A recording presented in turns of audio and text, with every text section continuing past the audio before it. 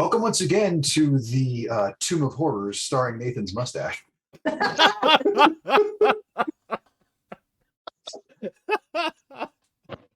What a way to start an episode. My God.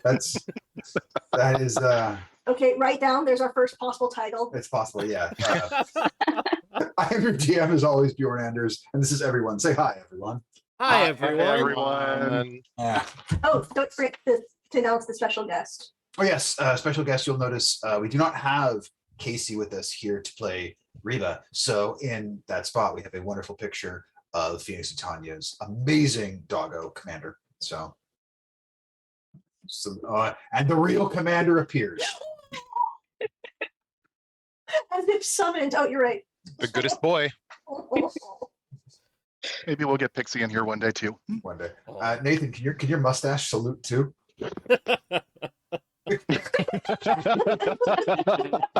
Close enough.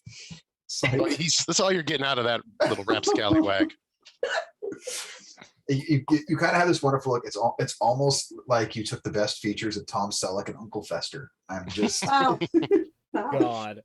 Hey, I love Uncle Fester. I say that as a compliment. He knows it. I just got to learn that light bulb trick, and I'm on it. If you do, Welcome to the show, everybody. Yeah. We always say what chaos awaits. This is some of the chaos. This chaos. Yeah. This chaos awaits. So you all had traveled from Ruby's Crossing eastward to the Shimmerstone mine, this being important to Garnet, to find out what happened to her good friend Hamir, as it was known that he had descended into the mine, arriving via passage from one Gandos the Magnificent. Fucking Stephen. Yeah, Stephen's best. You all encountered three individuals who were traveling companions. The first one you encountered was Zadri the Exalted, who enthusiastically showed you all that they had found what they assumed was Hamir's hand. You all figured it wasn't worth waiting around in case he might be in great danger, so you went down into the mine, encountered a roper, which definitely took a good chunk or two out of Mannix, but that battle won. You then proceeded deeper after each of Kira and Pohaku each set their familiars down two separate passageways. Pohaku's locating a wide open chasm where two humanoid individuals waited. Kira and Mannix went down to parley with them first, as it was noted they were wearing symbols of the Empire at the census. But Pueo, Pohaku's familiar, went down with Kira. Words were exchanged. They were not exactly pleasantries, and violence began. Shortly into the skirmish, a creature known as a deep dragon joined the fray, and you all, through working together, took out these two census members as well as the dragon. It was quickly realized by Kira that these two were definitely not high-ranking census members, and the fact that they seemed to not be concerned with the dragon, and thus may have had something to do with it, also led him to believe there were more than just the two of them. A quick investigation found two pairs of boot prints walking away from where these two were. Before you could take much more time to think than that, Kira and Siobhan heard the sound of a flying creature approaching, which was quickly skewered by an arrow flying out of the darkness. And emerging from the darkness, Longbow now grafted onto the stump of where his right hand was. Amir found you. He quickly received hero worship a bit from all of you as he realized he was clearly a stone badass to take mining equipment and graft his bow onto his arm. And Garnet was extremely pleased to find her lifelong family friend. You all took a short rest, and he revealed a piece of information that he had overheard these census members discussing, that further down this passageway where the other two had gone, they had said they found something, and they described it as being another plateau. And Siobhan revealed she knew what that meant in the Thanamirian Empire on the mountain range. There is a plateau where sits an arcane reservoir, which is just this pool of pure magical power. Also a bucket and a mop and an illustrated book about birds. Thank you for the Meat Puppets reference. Appreciate it. So that information revealed, you all stand here, the short rest taken, and Pohaku, you had ritually cast Find Familiar to bring your familiar back. So an hour and 10 minutes worth of time. What do you all want to do? As Hamir is also quite grateful to have this time to rest, and he ate the sandwich that Siobhan's mother had packed for her journey. I love that I just like threw that out there. I like as soon as I said it, I was like, oh, you can't just make up, and then you're like, no, she did that. Yeah. It tracks. We've met Nessa. That's right. Also, you having a sandwich is not game breaking, so I'm fine. Like, if you were going, did she by chance give me a luck blade that still has 2 of the wishes? No, that did not happen. What if it only had one wish? Yeah, Strike 2. It'll be crazy. Okay.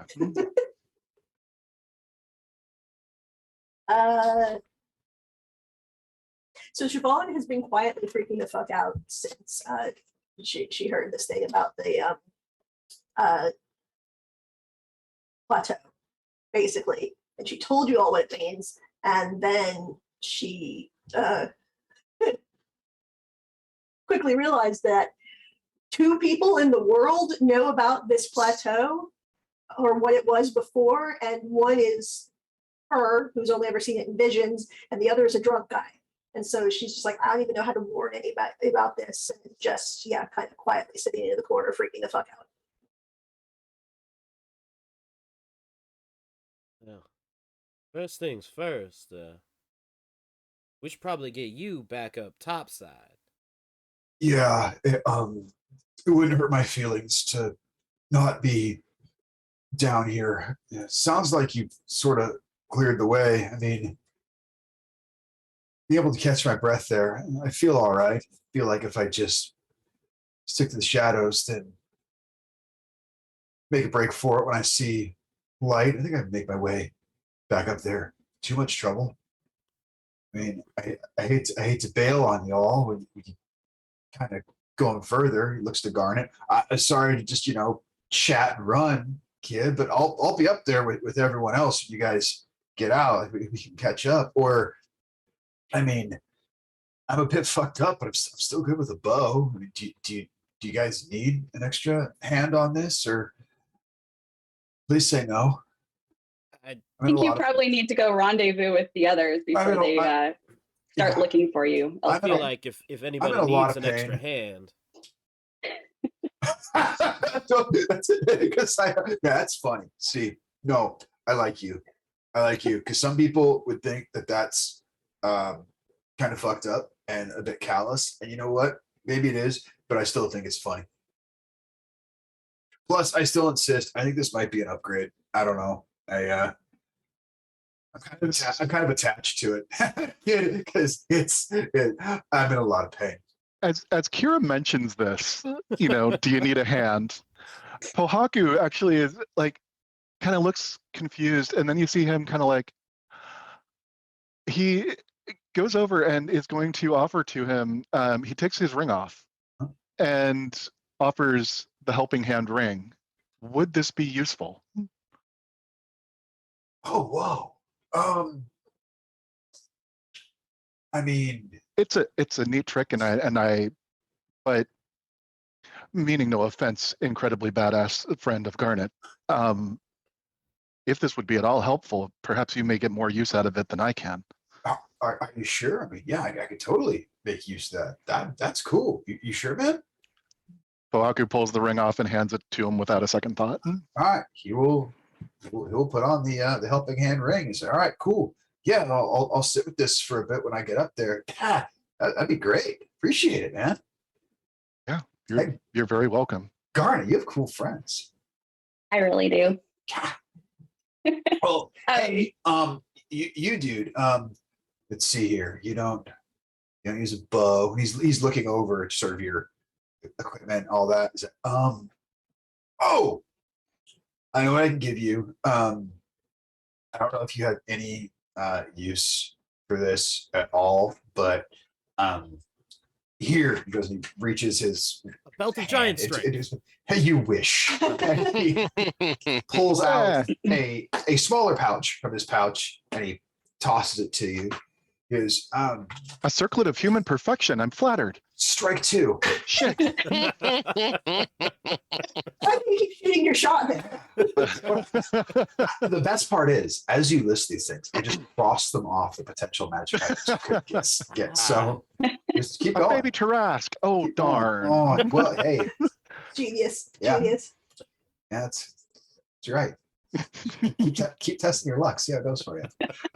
But what he tosses you is a component pouch, and it's got just some random components. Basically, any spell, any wizard spell, 3rd level or lower, that does not have a gold cost associated with the components. This has got a mismatch of all of them. Outstanding. Mishmash. He's sure mishmash, give a dog a bone. And he's going, yeah, we this other group we were traveling with for a bit, they kind of bugged out in the night. Something spooked them, and that was left behind. We tried to find him to return it, but is what it is. I got no use for it, and Bernara, she's totally loaded down with all sorts of cool components and stuff. And Oaku's gonna open it up, just kind of go through some of the different pouches on it, take a big inhale. Is that bat guano I smell? yeah, it stinks. It really stinks. You really were prepared for everything. I try to be, but I ain't got much use for most of that. So I was gonna see if I could barter with it, but if you're giving me this sweet ring, you say, can you do like a little magical hand? That's sweet. It's fair trade to me. And I just kind of turn to Garnet. So cool. Very cool. Garnet will go up to Hamir and give him a big hug, and it was great to see you, and let him know that while he's traveling back, if he's still within a mile of us for the next 5 hours, he can just reach out to me psychically and let me know that he's either Nice. okay or not okay, and we need to come. Awesome. We're planning to stay here for at least another day or two because I'm going to refuse to go anywhere for at least another day or two. I don't know if I've mentioned this. I'm in a lot of pain, and I could really use a good night's sleep. You know how Zedri gets. He's going to be all weepy and stuff when he sees me, and so gonna have to make sure the big fella's okay. He hides it well, but he's a big softy. He certainly is. Do look up Ganos and Archibald while you're up there. They are good friends of ours as well. Gandos and Archibald. Got it. Yes. Okay. And as he Why would you do that to a wounded man? Gandos is, in a word, magnificent. You'll love him. as Hamir grabs his satchel to begin heading up and out, Reba speaks up. Should I go with him just to make sure he's got somebody watching him? And she'll look at Siobhan. Colm told me not to leave you, no matter what. And I know you're with everybody and you'll be safe and all, and I'll worry. Well, I'd appreciate it if you'd go with him.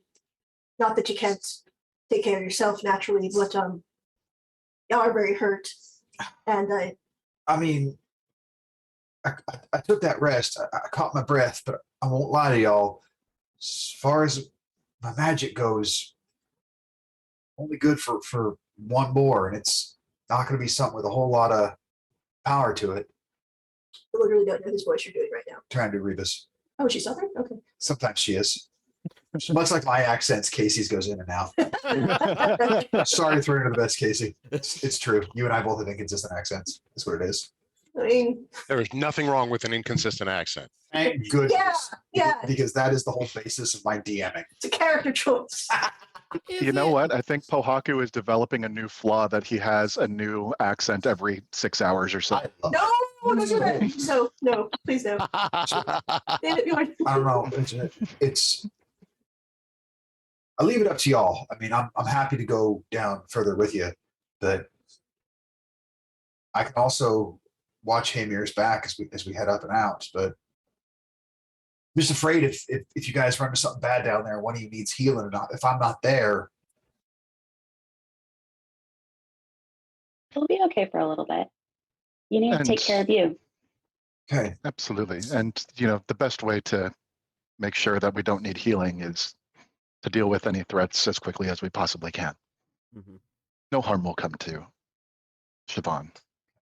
You're not wrong. And I just looked through her inventory. She does not have any healing potions on her, so she has nothing to hand over. I don't think any of us do. So, Nope, we sure don't. well, just be careful. I have one. I'm not sure where I got it from, but I do have one. I think you want it. Okay. I'll make sure Reba's the other person that my psychic whispers is with. So same thing within a mile for the next 5 hours. If don't get yourselves in any horrific trouble then, because I can't have that on my conscience. All right, Hamir, let's head on up, and they will both. Garnet will just whisper psychically to them, "Don't worry, you'll hear the screams in your head." Damn. If you could just see her, Reba just kind of.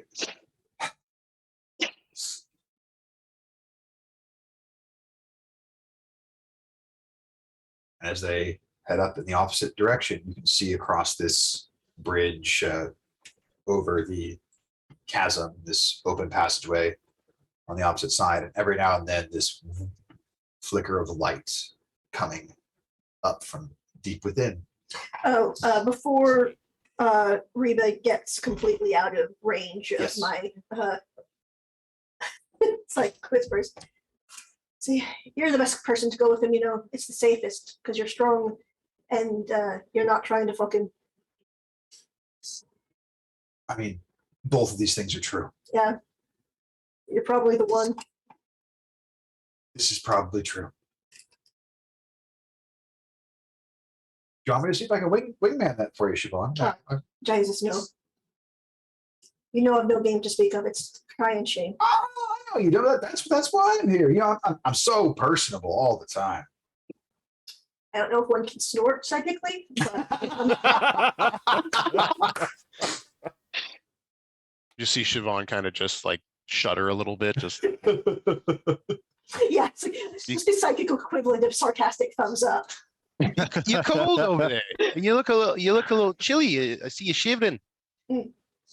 No, all right. No, it's very comfortable. I'm sure it's not. What is the weather like in this cave now that Cavey. No, it is. I figured was I'm gonna like, say, are caves cold and damp? It sort of I depends. hear cave and I think dank. It's very, very musty. The air is a little thick. Thick, honey? Yeah, oh honey. Though it was previously said there is sort of a wind whipping upward from down deep in this chasm. So the wind is, while it gives a slight chill, it's very welcoming because in some of the other caverns you were in, the air was just completely stagnant, and stagnant air gets real nasty real fast. So the air here is kind of nice to breathe in. You're like, okay, this is close to fresh air from up above. All right. So I do not make a sarcastic comment about the state of the chilliness. Duly noted. So Pohaku has been kind of as they're getting ready to leave and we're all kind of packing or getting ourselves ready. He's just been kind of, reaching out, kind of touching the side of the cave walls, just kind of admiring things as we're down here. Yeah. And you'll turn to the group as we're getting ready. we're in the northern part of the continent right now, as I recall. I believe I've heard an expression. We had some visitors back in the forest. Pitter patter, shall we? Let's get going. That is northern expression. It Yes. is. Well, let's get going. Let's go. Bitter pattern. Let's get going. That may be the episode title. It's so we don't get YMCA'd. Exactly. That just makes me so ridiculously happy right now. I'm writing it down. Please do. Thank you. So you begin to head down this cavern, and it's the passageway is not quite as steep as the previous one you came from. And as you continually head deeper and deeper into the mine, you can just sort of feel an energy in the air about you. It doesn't feel all too dissimilar to like static electricity. It doesn't make your hair, stand up like when you put your hands on that ball in your 10th grade science class and everything goes, but you do feel the arms, the hair, the arms on your hair. Yes, real weird. The hair on your arms sort of starting to stand up a bit. Mannix, in your case, you can actually sort of just feel your scales almost shifting slightly under this energy. Those of you who are spellcasters, you can almost feel just the power in the air slightly coursing through you. You are getting closer to an arcane source. This is nothing like anything you've experienced, but you can just feel your power happening, and you're wondering what this may or may not mean should magic be cast. Feeling the kind of static electricity-ish thing in the Huh? air. I want to try and just subtly poke Manix and see if I can shock him. Give me percentile dice. Awesome. That is 55%. No, you don't shock him. So all of a sudden, you just feel Kira's finger just poke. Hey! Oh, The just bloody hell was making- that for? Just making sure you're still there. Don't want Where you else just... would I be? Where else would I be? This feeling all weird. This place is odd. I don't like I how know, it makes me this- feel. It feels So- it feels like a lot of magic around. I didn't want you to just like up and disappear and leave just a projection of yourself. So since I have technically been someplace like this before, does it? Do I feel anything different? Do I? You don't like your psionic senses. They're slightly more aware than normal, but what you would potentially feel would have to be tied to, say, the Kalashtar or the quarry, and this is not that. This is just part of the heartbeat of the world. Oh, sure. I have such abilities. So. Kohaku is going to, feeling this and also wondering about that, is going to just again kind of reach over to one of the cave walls. He's going to cast just cantrip mold earth, and he's going to use it just to create just some shapes, almost like a fractal shape on the side of the cave wall. Anything happen? You can almost feel the cave sort of speaking to you, guiding you in the shape you create. And it becomes sort of you and this cave wall working together to create this fractal shape. And it's far better defined than you would have expected it to be. And it's this almost like perfect Fibonacci spiral just right there on the cave wall. Like Jon Snow's ass would fit right in the corner of it. That's science, folks. Look it up. It is. Someone did put Kit Harington's ass in the Fibonacci spiral and it fit perfectly. So So The okay. man has got a great caboose. What can I say? So with this, Pohaku, as he's doing this, just kind of shudders in place for a moment, and you hear him kind of gasp as he is feeling this connection. And wherever we are and whatever we're doing, he's just going to drop to his knees, and you just hear him just quietly under his breath, "Mother Yord, what is?" Can you? And he'll turn to. Actually, he'll just turn to everybody. Can you feel that connection? And none of you can. Not the way he does. Are you all right then? I'm more than all right. This is amazing. And because of your connection to Yord and your being a geomancer, as you feel this, you regain 1 first level spell slot. Oh, Oh, that's cool. like recover the spell slot? Yep. Nice. Thank you. Neat. I'm glad I had expended a spell.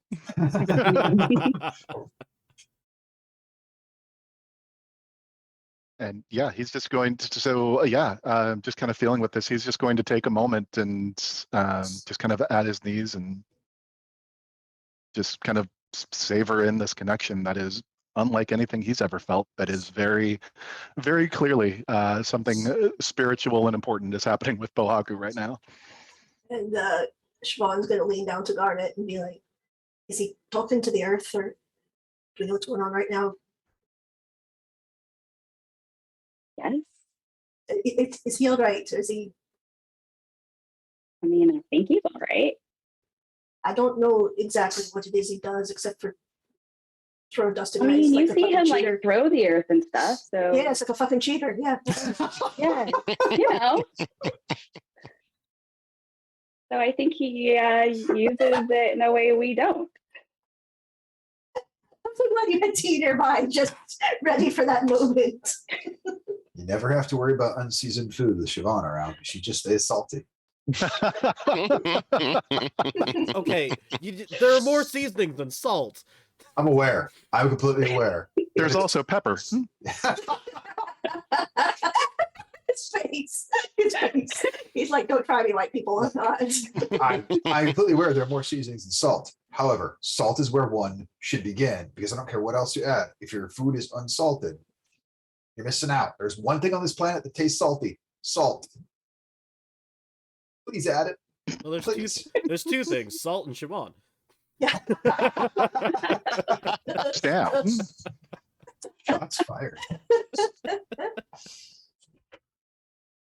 Or you guys will get a huge handy spice pouch before you know it. And we immediately hand it to Kira, like, I don't know what to do with this.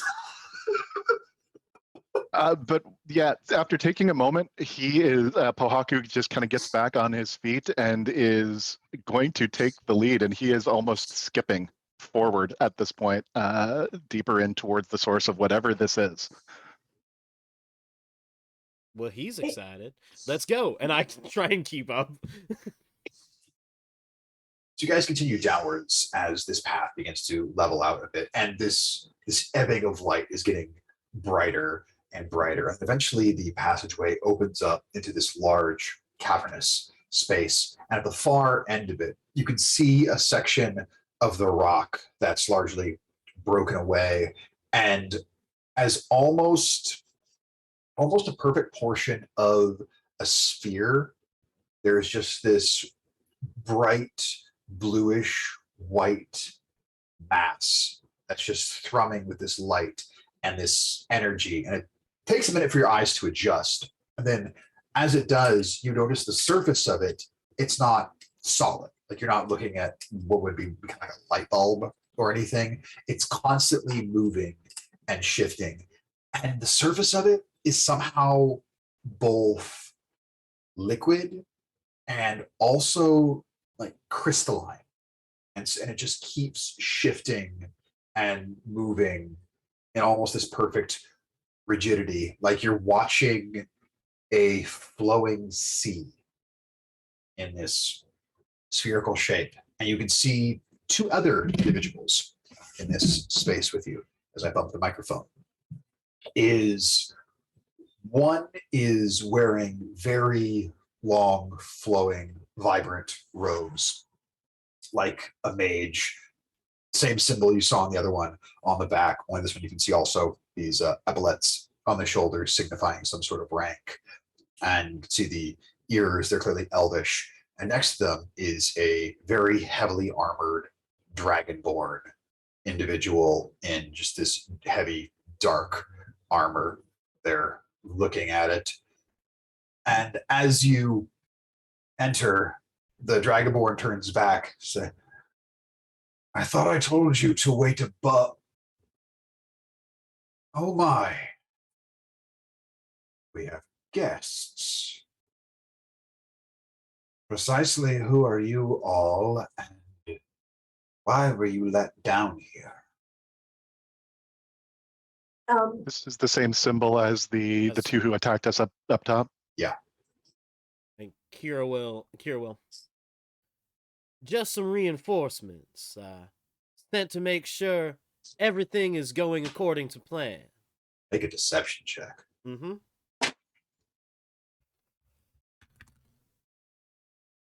So that's a natural 20 for 26. Damn. That's a natural 20 insight No! for 26. Oh no! Roll again. Oh my god. Okay, Oh, rollies. Oh, boys.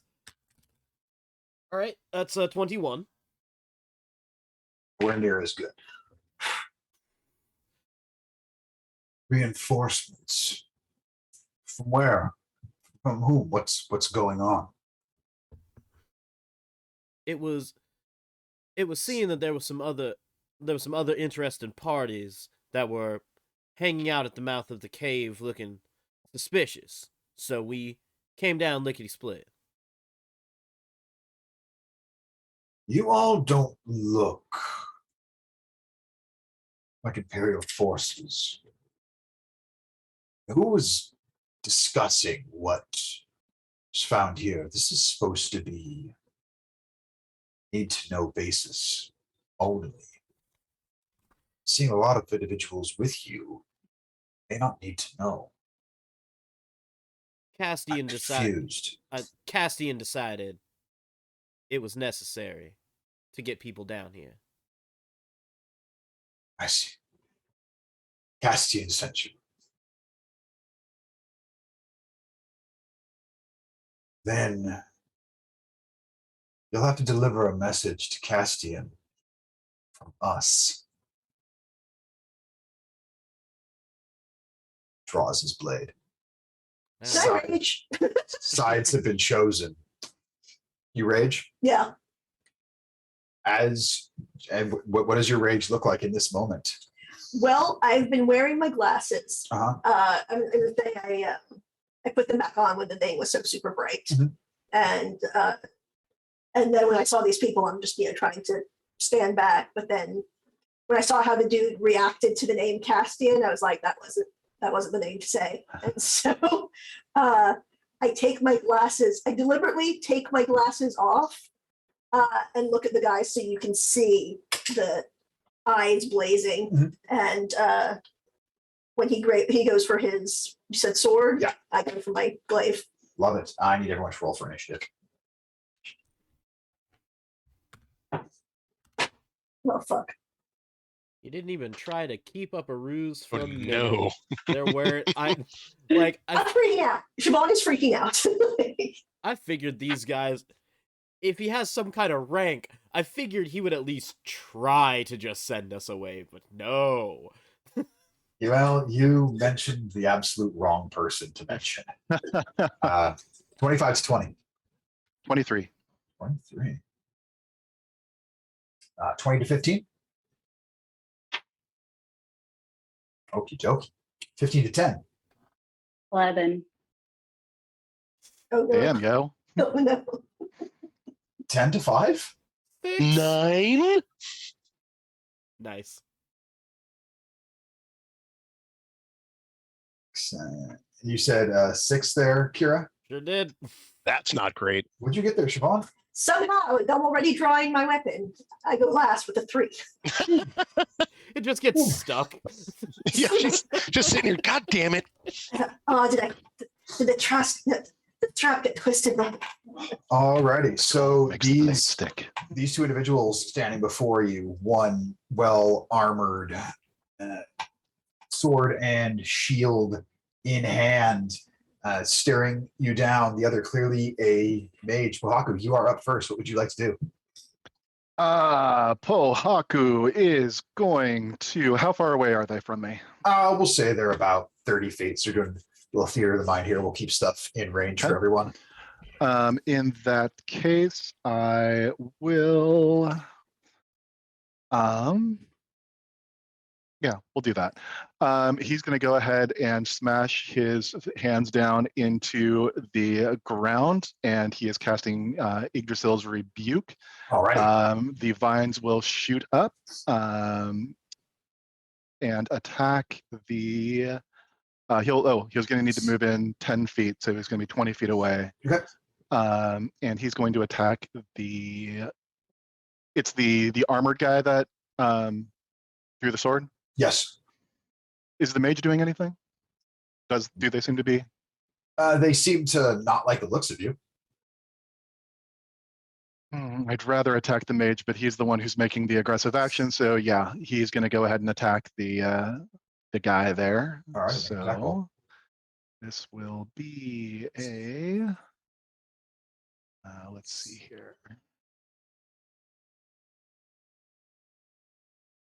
Oh, not great. That is a 10 to hit. Oof. That will not hit as these vines come up and he throws his shield in front of him, and you watch all of them just bounce off of this shield he has. So he's gone 10 feet. He is going to he is now concentrating on that spell, and he is going to retreat back 20 with his remaining movement. If there is anything that he can get cover behind, stalagmite Sure. or anything like that, he'll try to duck around it. Yeah, not a whole lot as far as cover's concerned. So that brings us to the end of your turn. After that, it is this blue-scaled Dragonborn's turn, and he will go charging straight up to you, Paku, because he has got quite the movement speed. I bet he does. And he's going to take 3 swipes at you with his short sword. First one is a 23 to hit. 23 does hit. Okay. Second one is a 23 to hit. 23 also hits. And last one is a dirty 20. That's also going to hit. He will.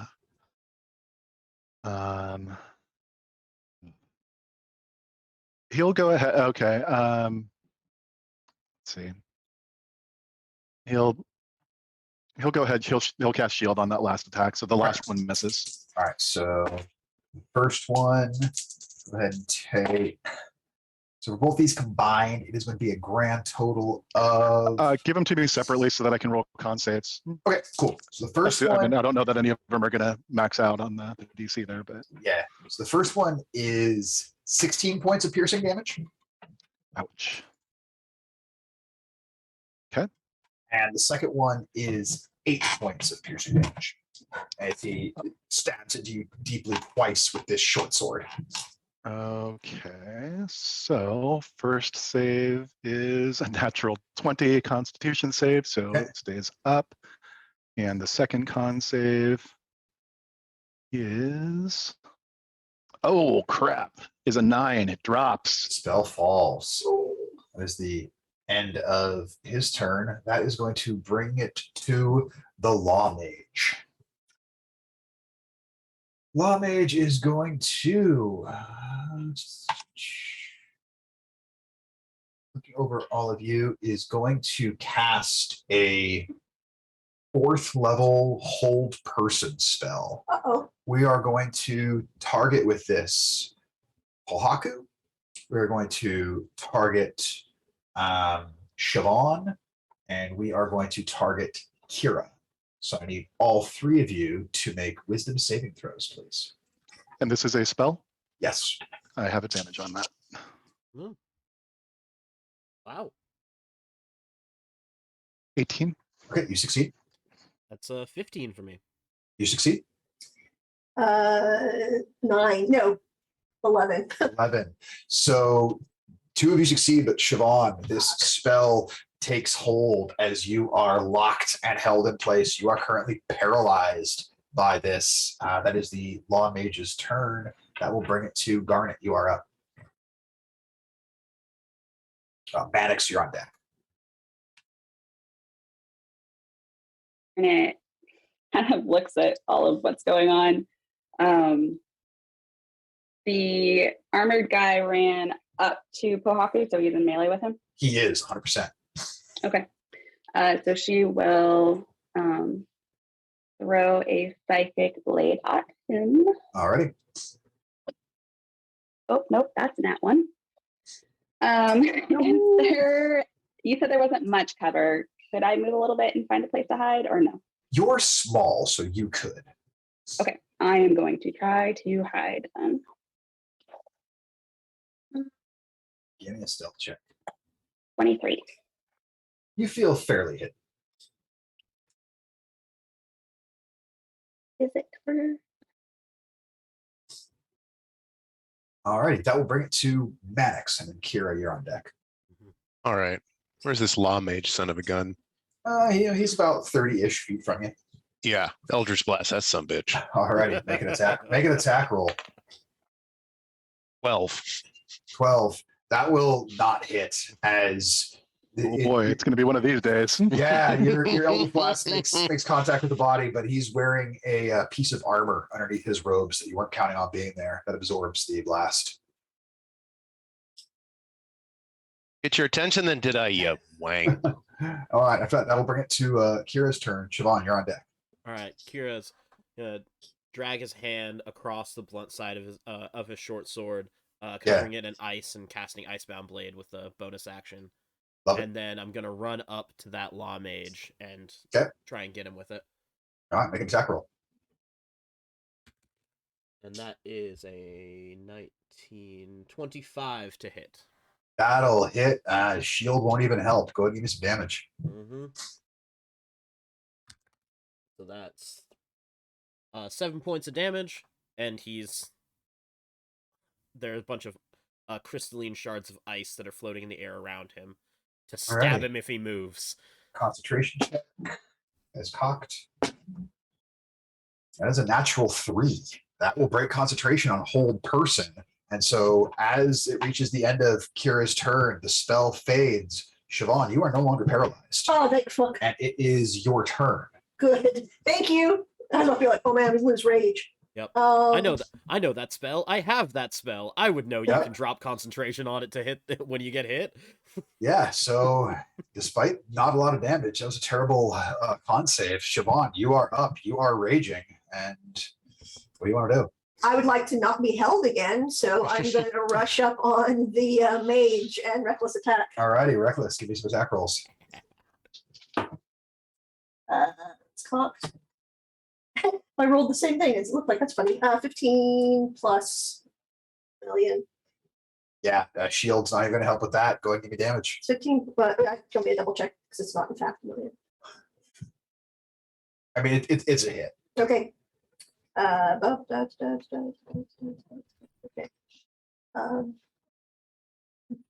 Already forgotten how you roll for rage damage.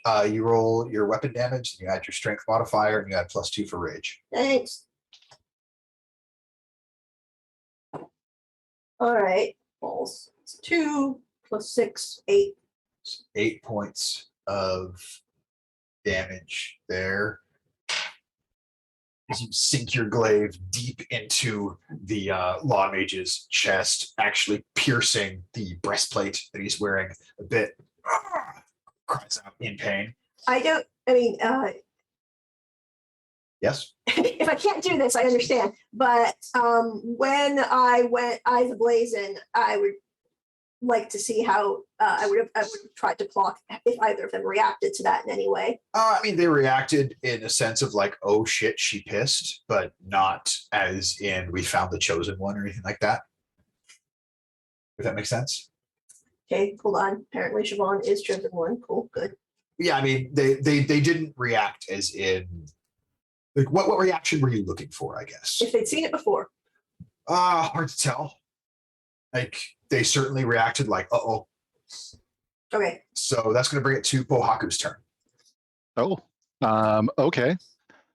How far apart are the mage and dragonborn from each other? At this point, they're probably about 30 feet away from each other. Yeah. Okay. Well, I am real hurt, so I am going to. Oof. I'm gonna disengage.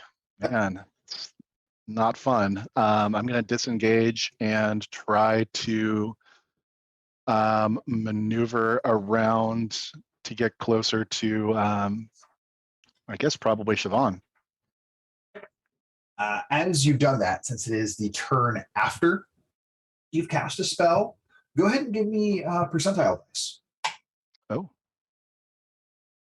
Okay. 75. 75.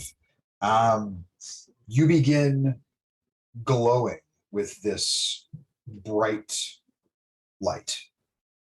So you now emanate bright light within a 30-foot radius.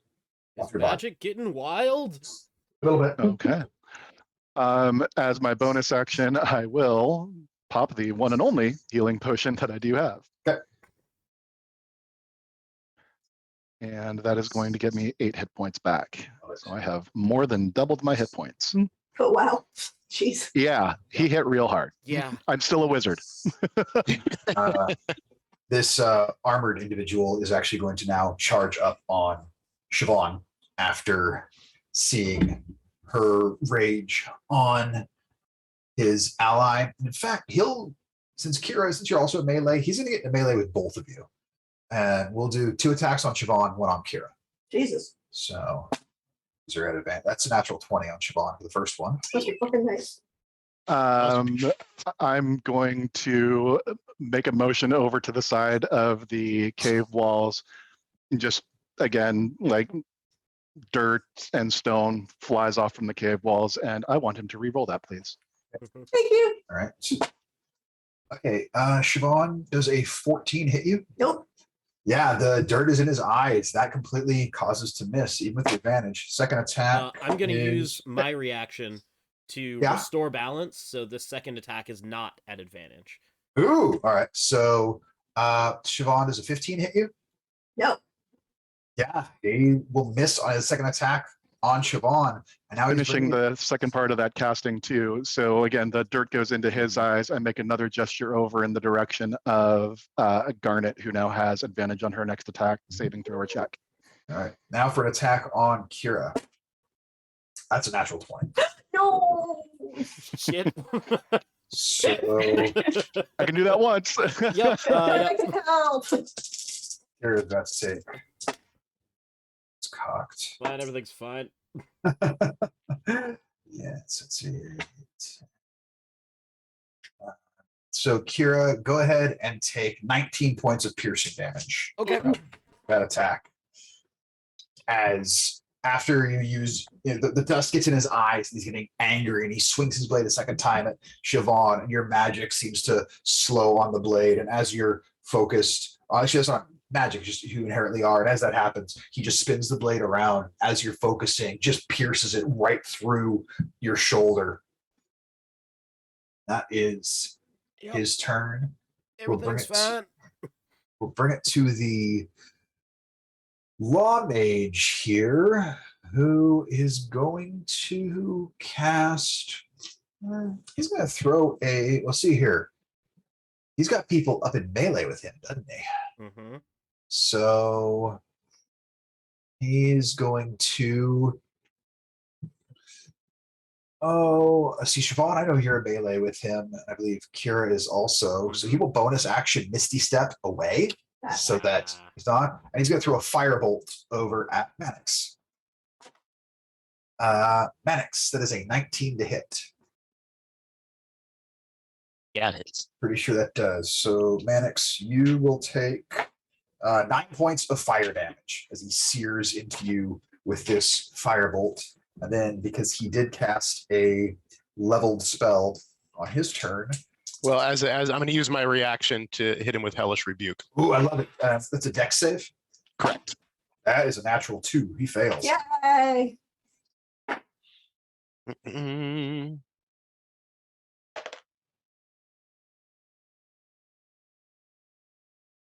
11 fire damage. 11 points of fire damage. And roll the wild magic table for him. And oh no. Oh no. Please tell Well, me. this isn't bad.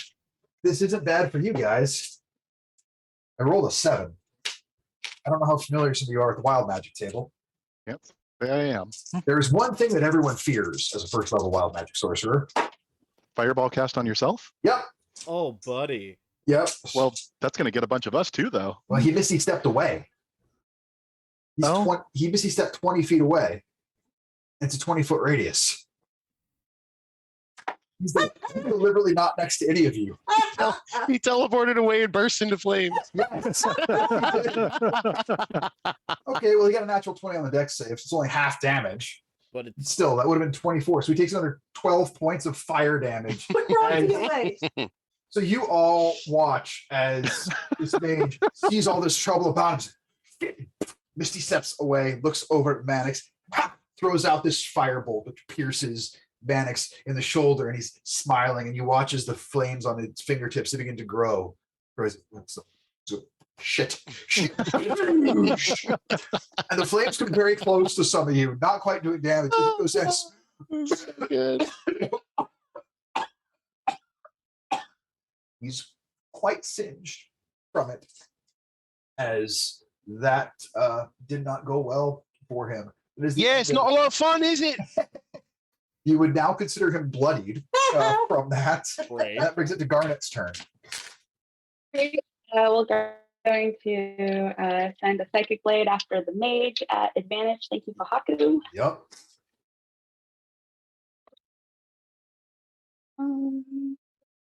So dirty 20. That is going to hit. 14 point, no, 18 points of damage. 18 after the sneak attack. Yeah. So you watch this psychic blade pierces into him, cries out. He's had better days than today. That was not his favorite thing that's ever happened. Oh, the good news is he's not gonna have worse Then days. she will bonus action send her other psychic blade at him. Oh, yes, right. You can do that. Yep. That is a natural 20. Oh, no. It's only a D4, but that's all right. I guess he's glad that didn't happen on the sneak attack. Yeah, yeah. Yep. So 3, 6 plus 4, so that's 10 points of damage. Another 10 points. He's starting to look real rough as this second blade pierces into him, and he's breathing heavy and trying to hold himself up. His robe's very singed from whatever the shit happened prior, and he just kind of looks over at all of you. He's going, maybe we can talk this out. Mannix, it's your turn. Look over at Kira. Now he wants to talk. I don't think we should talk. A little late. What do for you that. think? It's a lot late for that. And we're gonna try to just zap him with another Eldritch Blast. Love it. Make an attack roll. 21. That will hit. Give me damage.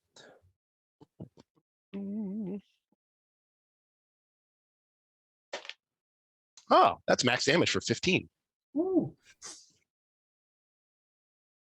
And something else just occurred to me. You used the Icebound Blade there, Kira, which is the equivalent of Booming Blade. Yep. And I forgot to have you roll damage for that. So after Misty Step wouldn't trigger it. Oh, would trigger. Okay, so he's still Misty Step covered doesn't trigger it. in this rhyme and all that, and that Ooh. that hit from Mannix just has him completely rocked, barely holding himself up. Going, okay, maybe we're not talking. Anything else for your turn, Mannix? Bonus action or anything? No bonus action. Alrighty, that brings it to Kira. Siobhan, you're on deck. It's so I'll look to this big dragonborn dude in front of me. Yeah. Y'all really should have played along when we first got here. And I turn around and look to the law mage, and I will throw a first level chromatic orb of ice at him. Love it. Make an attack roll. Is that the mage? Yeah, Yeah. the mage. Yeah. And that is a 22. That will completely hit. Give me damage. Damage Don't think on he can that. survive this. I hope not. Let's see.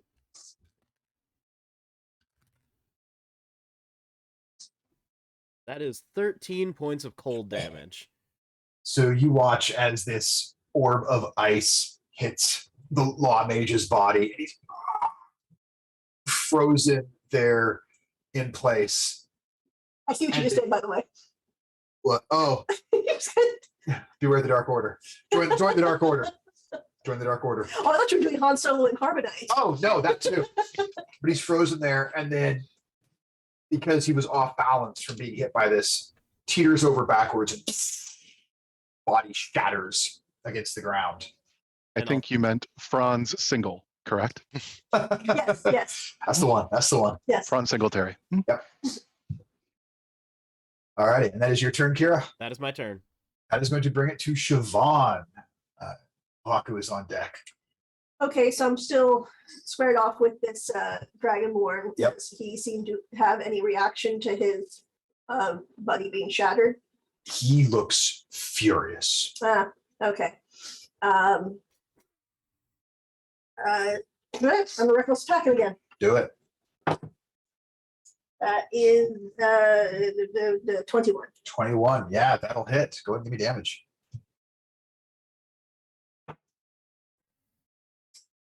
7 points. God damn Is it. it 7? Yeah. Okay. So you carve your glaive into his chest, his armor quite heavy as it stops most of the impact, but you get through part of it. You can see it cuts into his flesh a bit. He just stares at you with hatred through the pain. Same. Baku, that brings it to you. All right. So, question before I do the rest of my turn here. So, with my reaction last time I cast a spell, do I need to do a wild magic on this or anything? The wild magic is at the end of your turn. Gotcha. Oh, okay. I need to do that roll then for the chromatic orb. Well, no, it's the turn after you cast the spell. Oh. It's a delay on the wild magic. Okay. So I am going to, that guy hit me real hard. So I am going to back up some, keeping my distance from him. And then again, Pohaku makes a gesture, kind of like reaching up from down near the ground. And this tendril of what looks like just very kind of grayish green vine kind of snakes out and kind of just hits him on the ankle. Okay. This is a modified version of Chill Touch. Yeah. So I'm making an attack roll there. Not great. Shoot, not rolling well. Wait, I have Pueo is back out. Sure. Slate, walk back. Can I have Pueo? Cool. So I'm going to re-roll the attack on that with it. Let's see here. Where'd it go? Where'd it go? There it is. Even worse. That is a 14 total to hit. No, that will not hit as he puts his shield Just up, blocking not this root from coming in and doing anything to him. having a good time with my rolls today. That is action, and I think that's about all I can do there. All right. So now, because you cast a leveled spell on your turn, it doesn't count for cantrips. Yep. Give me a roll on the wild magic table. Percentile dice. So last time I rolled 75. This time I rolled 57. 57. So you feel this heat on your hands, and just your fingertips seem to be slightly glowing with flame. My God, I'm glowing all over the place. Yep. Sure Jord are. loves me. Yeah. It is going to bring it to the Dragonborn Gladiator's turn. Oh, he's a funny gladiator. He's going to turn his focus to you, Siobhan. He's going to try and hit you first with his shield. It's an advantage because you're reckless. Does a 17 hit you? Yep. So you will take. That's not a lot. So 6 points of bludgeoning damage, halved to 3 because you're raging. And then I need you to make a strength saving throw. Okay.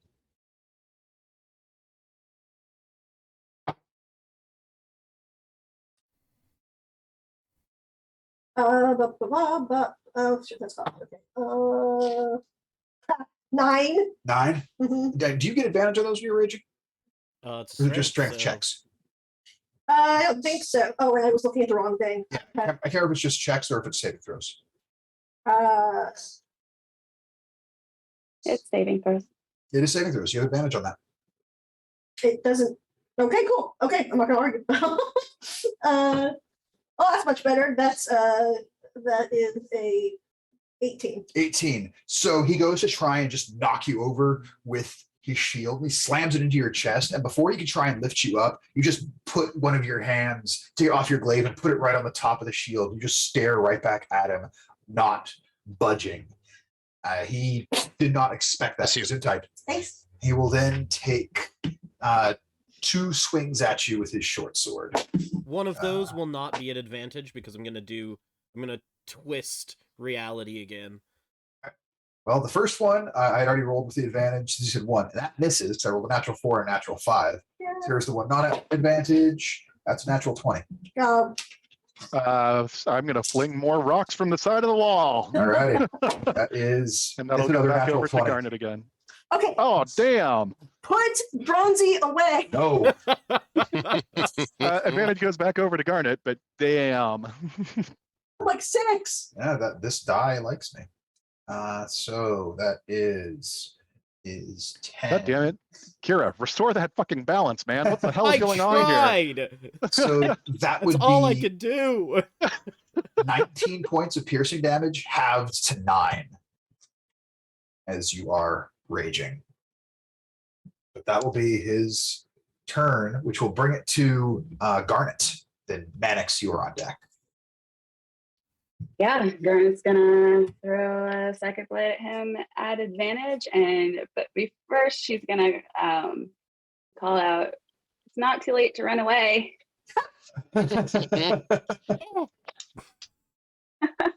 Kohaku thinks she's talking to him. She's just throwing it out there. Yeah. Well, I feel bad for this guy at this 16 point. to hit. What'd you say? 16 to hit. 16 just hits.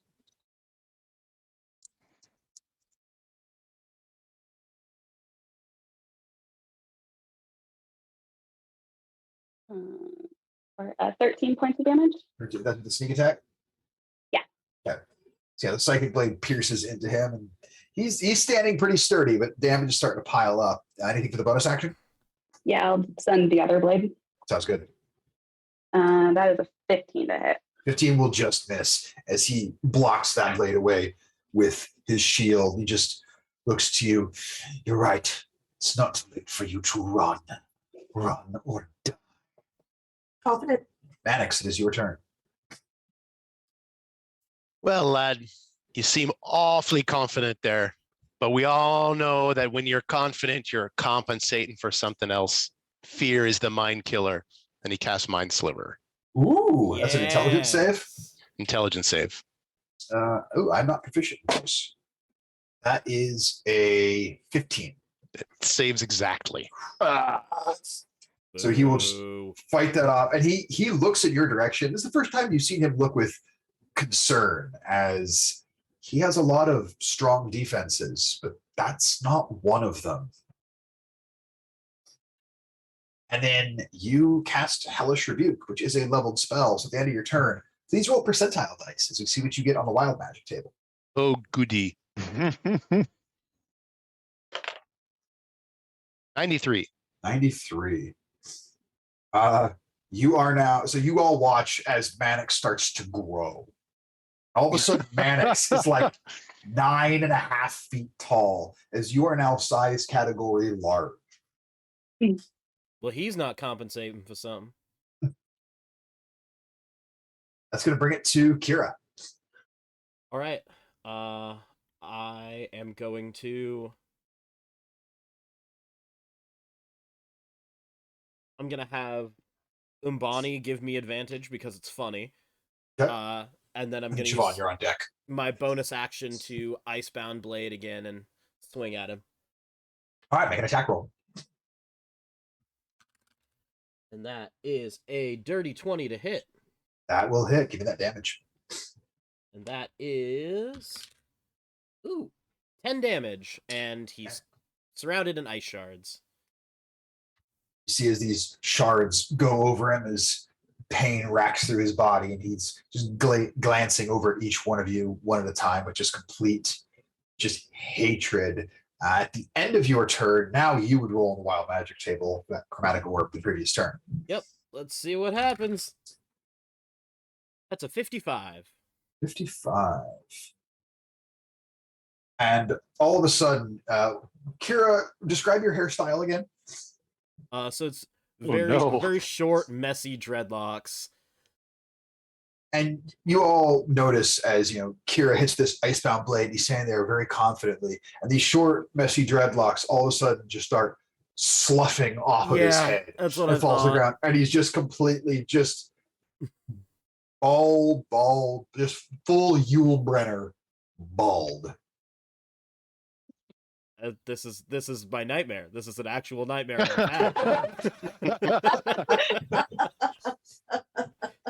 That's going to bring it to Siobhan's turn. All right. I basically, as I'm just kind of winding up to hit him again, I say,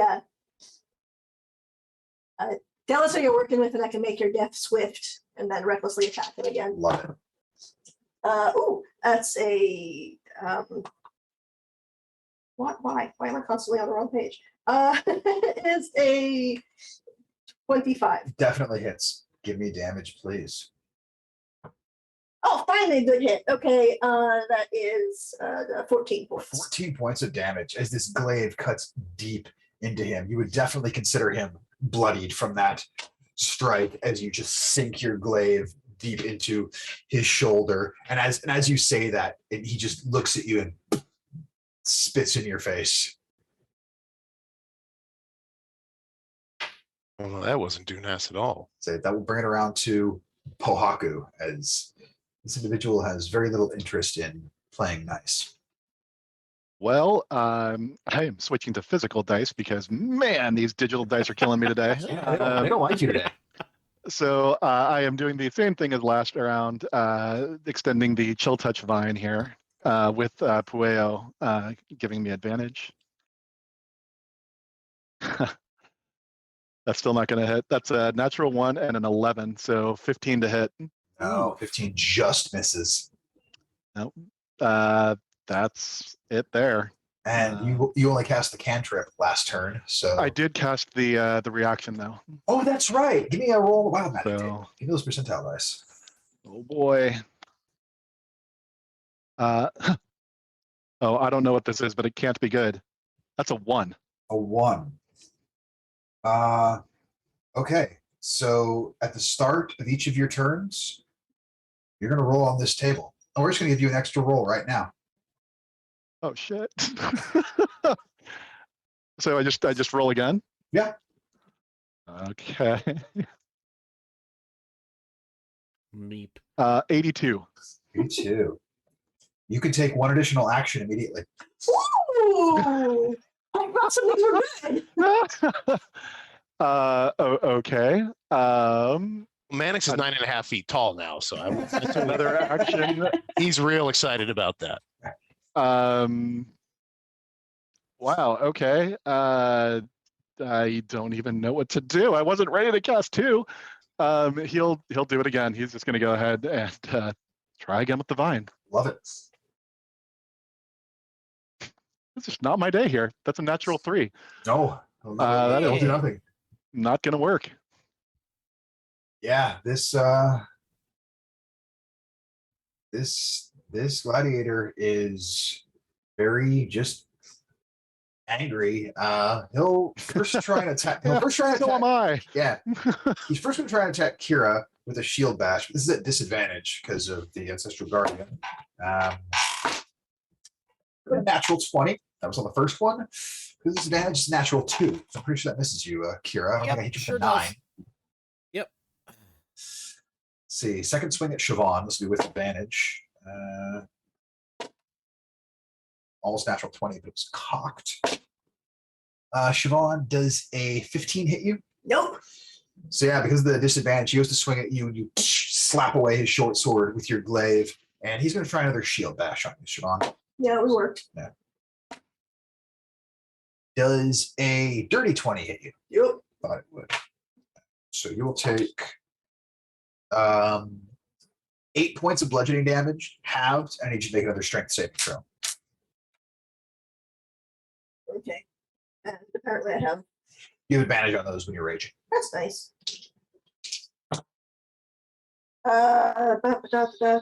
What?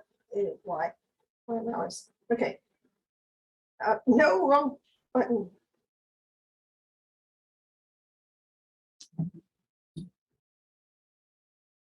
Okay, sorry. But 17 plus 6, so Okay, so yeah, you completely succeed.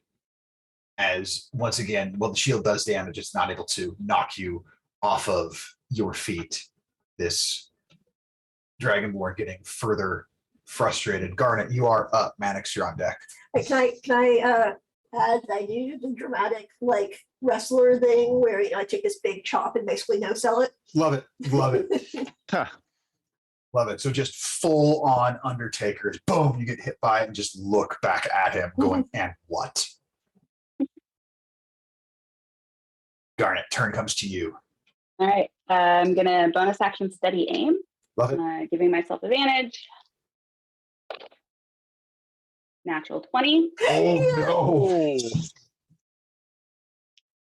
Ooh. It's face. Um, no. I'm trying not to with that mustache. The tiny murderer. 27 points of damage. 27. As Garnet takes a moment setting her feet and then hurling this psychic blade towards the gladiator. He puts his shield up to try and block it. And he watches the blade shatters straight through the shield and into his chest. The shield now useless as he drops the pieces of it down to the ground and just looks back at Garnet with just shock and awe and a little bit of fear. You could have run away. Anything for your bonus action? That steady aim was my. Oh, that's right. That's right. So yeah, he's hurting. Mannix, you're up. Kira, you're on deck. Mhm. It's 9 foot tall Mannix soul. I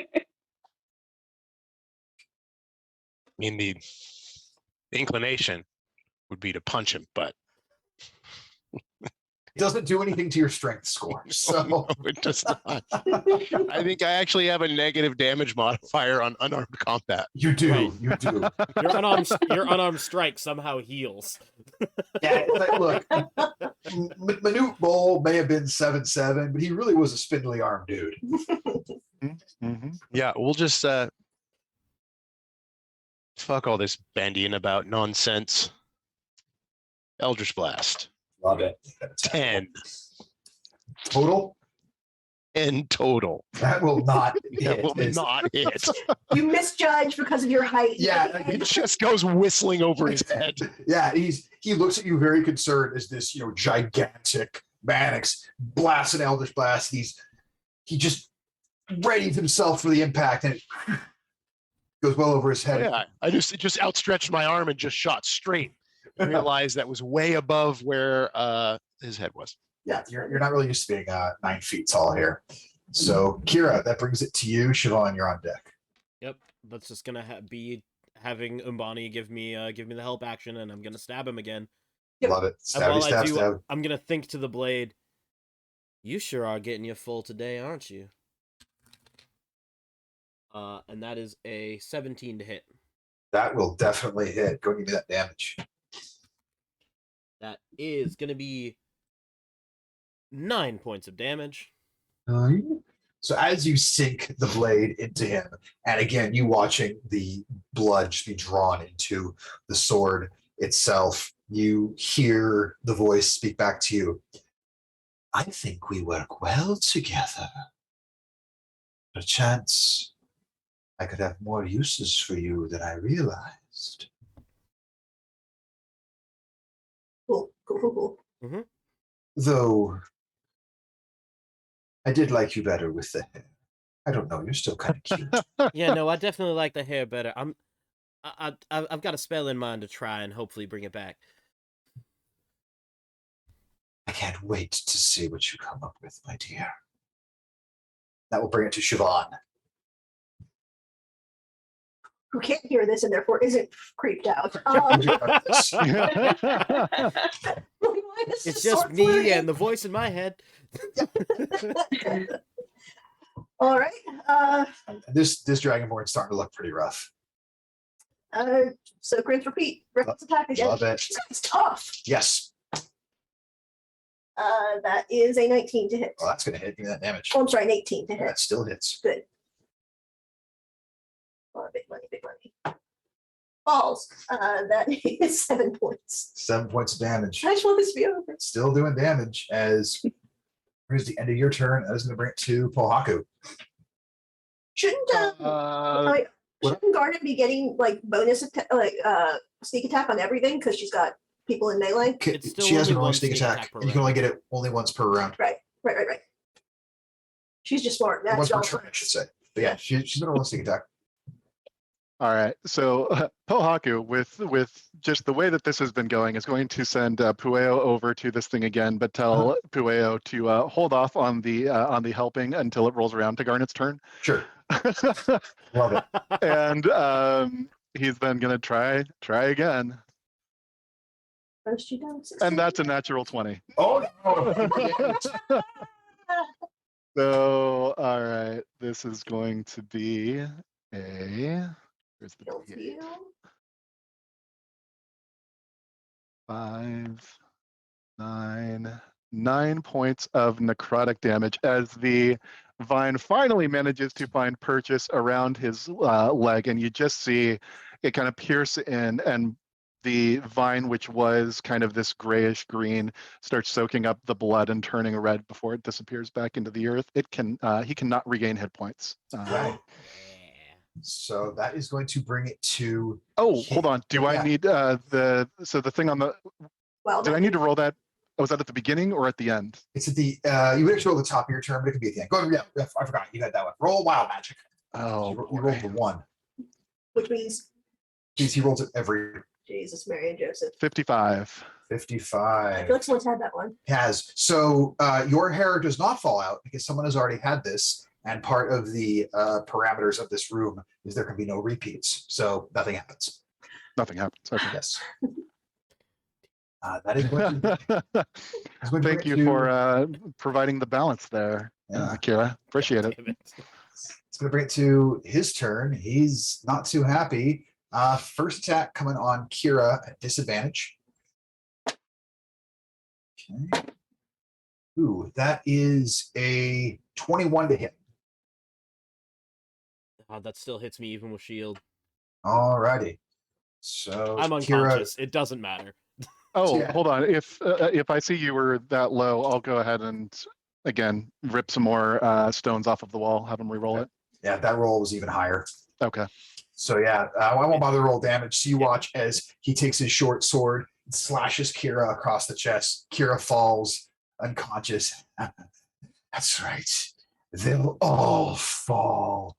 He will then turn his gaze to. I will still send. So even though it didn't manage to change anything, the advantage still triggers, and I will actually give it to the unconscious form of Kira Thanks, buddy. to have advantage on his next attack, saving throw, or check.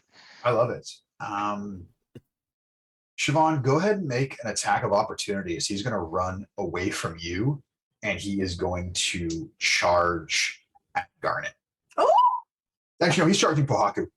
Oh, that's 25 to hit. That'll hit. Give me damage. Glad to. Love to. Oh, good. 13 points. 13? 7 plus 6. How do you want to do this? Yes. That's what he had left. Nice.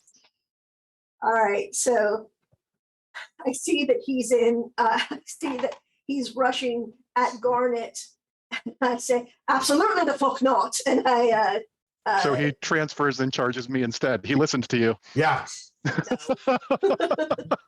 Yeah, so as you say that, he thinks he's got you fooled, and he feints towards Garnet. He starts lunging towards Haku, and as he does that, go ahead and talk me through the kill.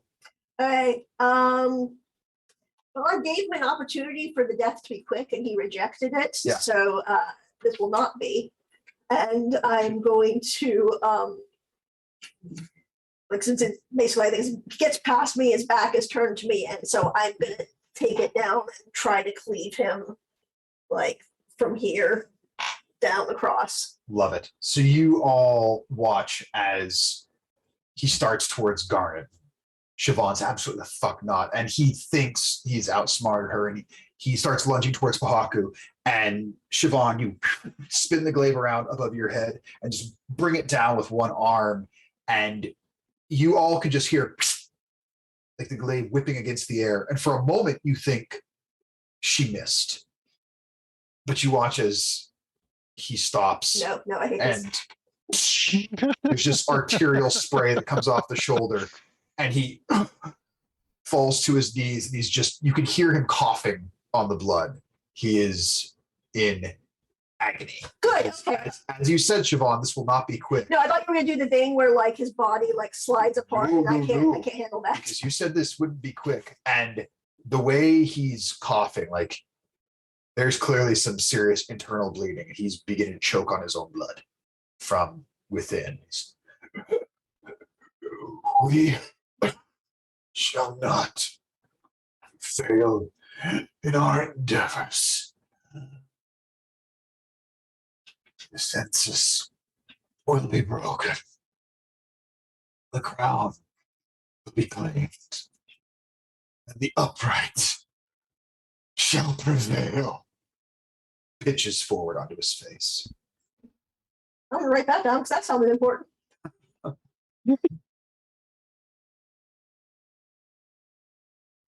Kira, go ahead and make a death saving throw. Yeah, sure. No With, problem. with advantage. That's 2 19s. Oh, Oh, That's one success. Yeah. Pohaku, roll the wild magic table. I was wondering if this was going to continue. Yeah, It no, continues you for a got little it. 46. 46.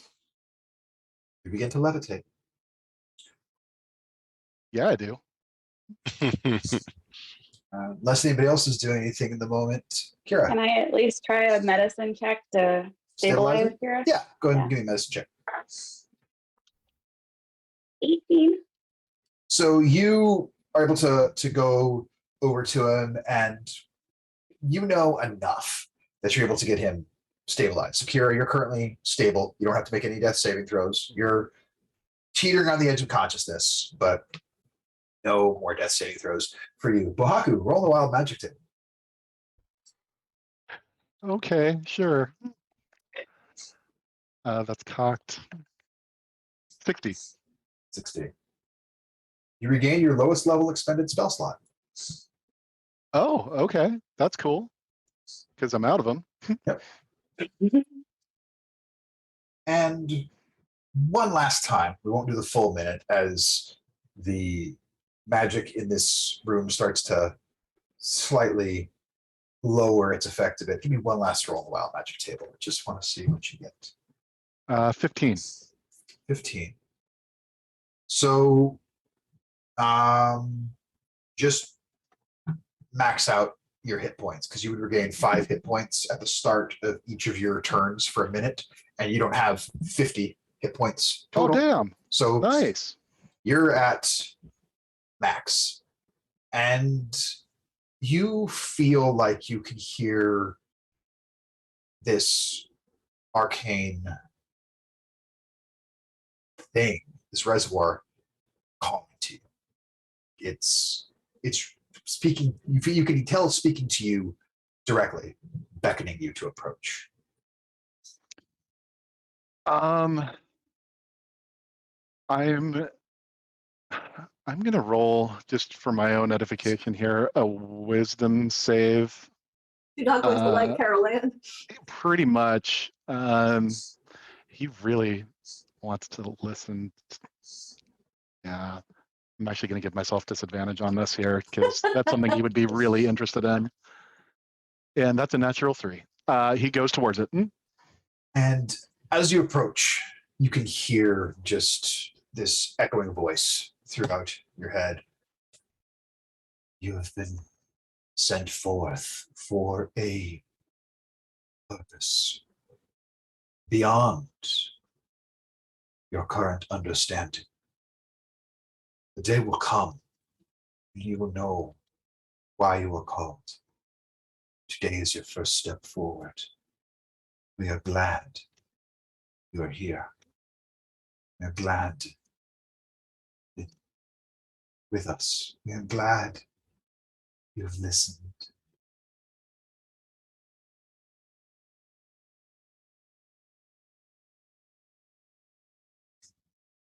Do I recognize the voice? No, Okay. but it still seems comforting. It seems familiar. You've never heard it before, but something about it feels like you want to trust it. Mhm. And says, we have something meant for you. And you will watch as part of the shape begins to shift like waves. And you can see an object rising up through the energy and then coming up across the exterior plane of it, like something coming up out of the sea with buoyancy and then floating on top. You see a very interesting dagger. It looks like it's made of like a petrified wood. And you can just tell by the shape, this wasn't always a dagger. It looks like it may have been like the head of a spear at one time that was later fashioned into a dagger, perhaps because the shaft and spear itself broke and it sits there. Am I still levitating? That's up to you. Okay. If I am still levitating, he's gonna, be trying to. So as he's approached this and is kind of floating in the air, and he is just struggling to try to get back and maintain some connection back to the earth, back to the cave, back to the walls, to anything. It's no real struggle. You're able to bring yourself back down. And he eventually, is going to get there and reaches out, and just there is a combination of hesitance, but it is just pure reverence as he sees this item before him and reaches out to it, getting his feet back down to the ground and kicking off his sandals, and just takes it in his hands and kind of nods his head down towards it. And you don't even need to make any sort of arcana check for this. You can tell this is clearly just thrumming with magical energy. He's going to take the dagger then and kind of bring it up to his head and kneel down. And he's just going to take a moment, and for whatever anyone else is doing, Poaku is just going to take a moment, pretty much shutting out anything else that's happening. And he just looks to be in some sort of prayer or meditation as he is feeling that this was definitely why he was sent here. And has he just spoken to Yord herself? Has he spoken to the earth at this point? And yeah, he's just going to take a few moments in quiet reflection there. Because of your proximity to an arcane reservoir, if you'd like to, as opposed to an hour, you may attune to this item in 1 minute. Yeah, he's not checking it out. He's not doing anything. He's absolutely doing that. He's my boy. keep him. Alrighty, let me And he is now cursed. add this to your character sheet right now. You read Mannix, you have become normal sized. Sorry, what was that? You become normal sized. Oh. He just looks around. When will it last it then? Yeah, I was gonna try to look up those tieflings again. Right? Yeah. I mean, I don't blame him. So you can refresh your sheet. You now have this attuned. And as you finish the attunement process, you feel just this overwhelming wave of sympathy go over you, and a single tear You're back. trickles down your face. You're not overcome with like complete sadness, but for some reason you just feel the deepest sympathy, and it caused you to just weep in the slightest. But you can look at your inventory and see your new item. What has everyone else been doing at this point? Yeah. Thanks. I was I I was gonna say that like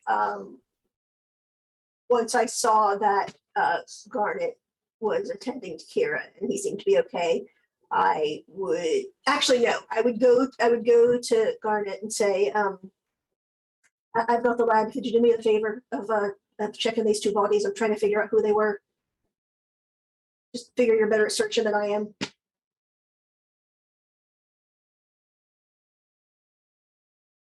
I can do that. Yeah, give me an investigation check.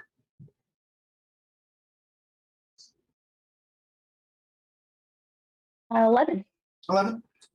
Don't find a ton, but there's not a whole lot of places to search. So 11 is still pretty good. You find yourself a total of 38 gold pieces between the two of them. Each one of them has a half full flask of whiskey. You can take those.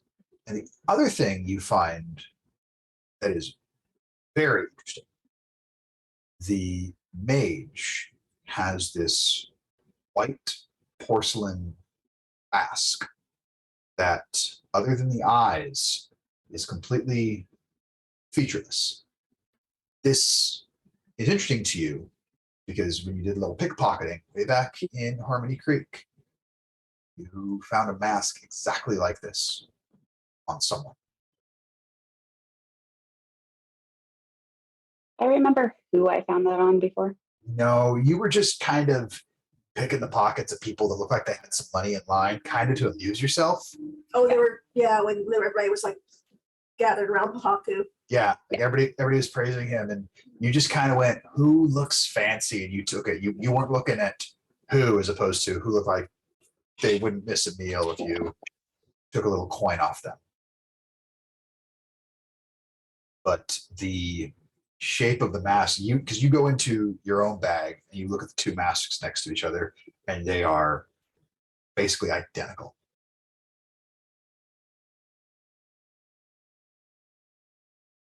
So while that's happening, and thank you, I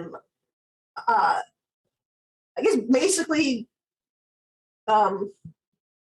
cradling Kira, I guess. I don't know what whatever one does. I don't have medicine. Just making sure he's comfortable, making sure his head's at a good position, and I was, my pack underneath him or something to try and make him more comfortable. But I am just staring at the arcane source. So I probably saw everything that happened to Pohaku. Yes. But I'm just staring at it, and I do try thinking at it. I don't know if this will do anything, but I try thinking at it for my people with you. Give me an Arcana check. Let's make this Arcana. Ooh, I'm great at those.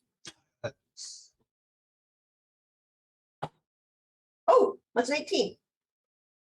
So you reach out trying to connect with just the consciousness of the world itself.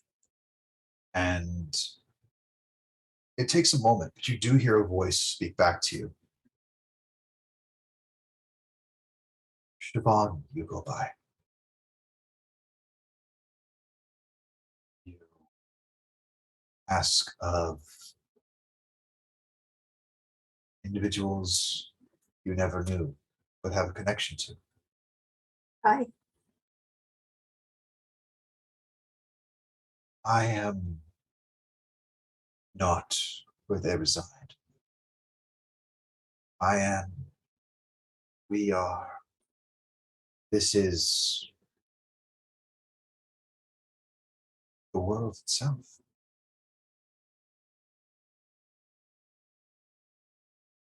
Your answers line up with me. Oh no, I just wanted to say if another location is where my people located. Sorry, I don't know what to say. It's the earth itself. Another location where my people were slaughtered for access to yourself. I will not let that happen again. You will be safe here. I believe you.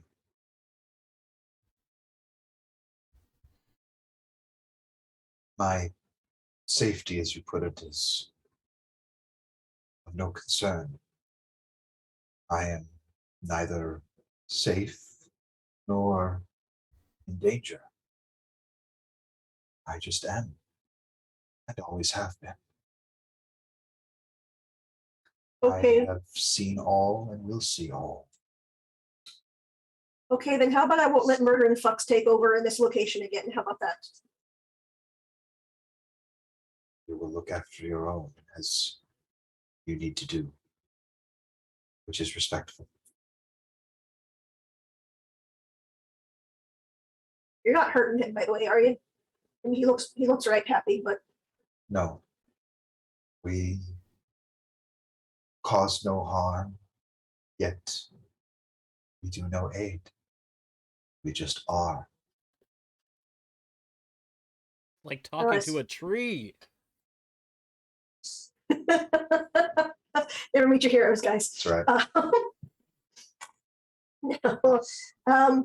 Right, so I'm gonna sign off now because I don't rightly know what the fuck I'm doing. Be well. And also with ye.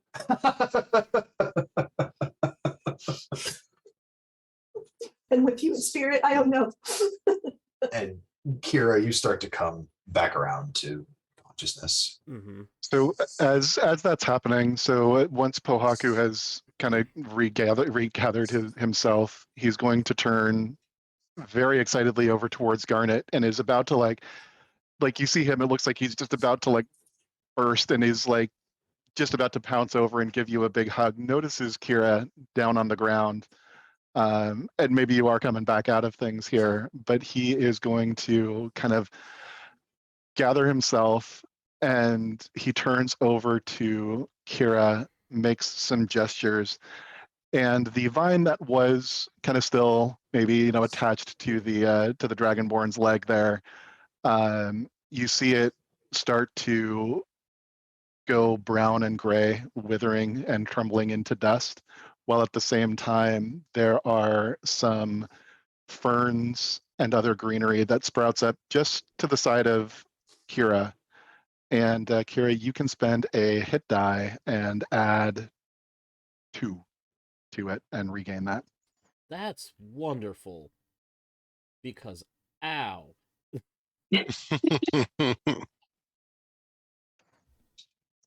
But that is Wither that's and Bloom. full hit points, too.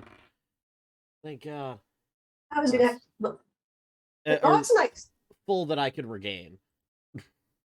That's a nice trick. I thought I was going to have to piggyback you all the way out of here. Thank you for all of that. How Yeah, long right was back. I out? Maybe a minute or so. Not too Oh, long. that is super not good for your set. Oh, my hair is still actually gone. And as you run your hand over your what was very bald head, you are surprised. You already feel some stubble. Oh God, I hope it comes back. I hope it comes back. I hope it comes back. You have a nice shape. This was a good, you know, Jordan, you should be wearing that. pure coincidence here. Yeah, It's Kira Buzz night at the cave. back at the cave dome. Yeah. Yep. Garnet would like to reach out and see if Reba is within a mile of us. Oh, yeah. So she'll just really quickly, don't worry, everything's okay. And you hear back, people only say everything's okay if everything's actually okay or if everything's terrible. Which is it? I mean, we found 38 gold and a flask's worth of whiskey. Oh, whiskey's good. I like whiskey. That's good. That's And good. Kira's not dead. You know, that's good. That's good. That Kira, he's all right.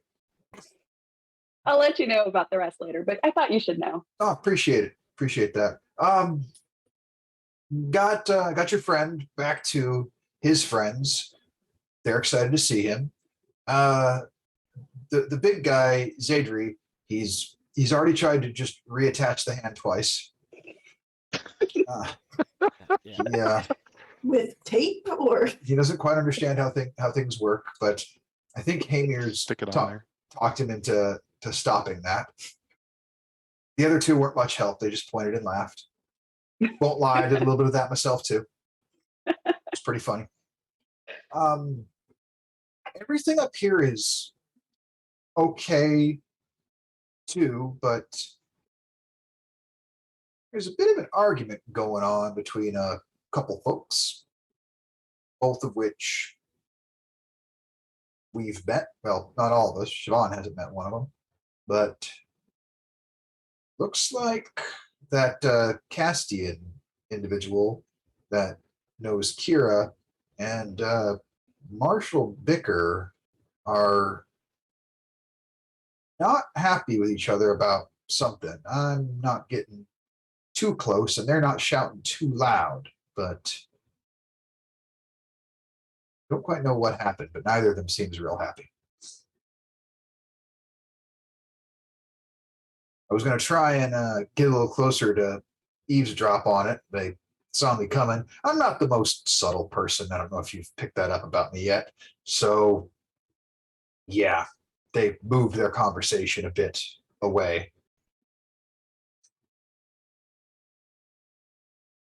We found more of those I forget the term. But the we found more like the two that we fought. Yeah, that doesn't surprise me. That makes sense. But Kira invoked Castian's name, and that was the wrong thing to say. So they weren't with Castian. Interesting. Okay. That wouldn't have been what I would have guessed.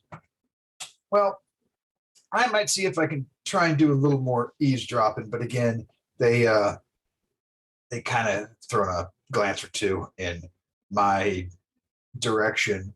Oh, Gandos here is having fun putting on a show for a few people, so that's been all right. Some of his tricks aren't too bad. I'd really like to see this sometime. Oh, I'm sure all you have to do is ask. He seems quite enthusiastic about it. All right. I'm glad to hear. Well, if anything else comes up, let me know, but this connection probably won't last too much longer. Sounds good. Well, you know where I'll be. Mm-hmm. And I'll make sure I relay what she said to the others. Great. Go ahead. No, that was it. Just great.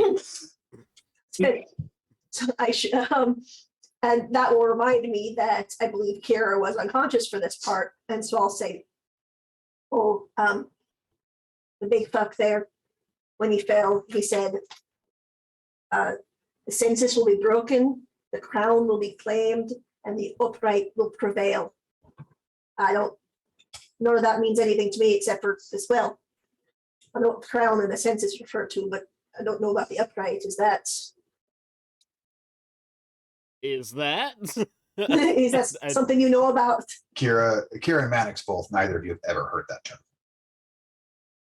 It's news to me, but I can always send a letter to Swordhole again and ask. If anybody'd know, he would. Well, sounds like your mate there might know too, since his name was not positive. Also, sorry I reacted and had a panic, and Yi points at Pahaku. You'll never hear me say anything about your sand in the eyes trick again. Ta very much. What's that then? Shiny? Just looks down at it and When did you get that? ignores the both of you, turns to Garnet, drops down to his knees, and just gives her a huge hug.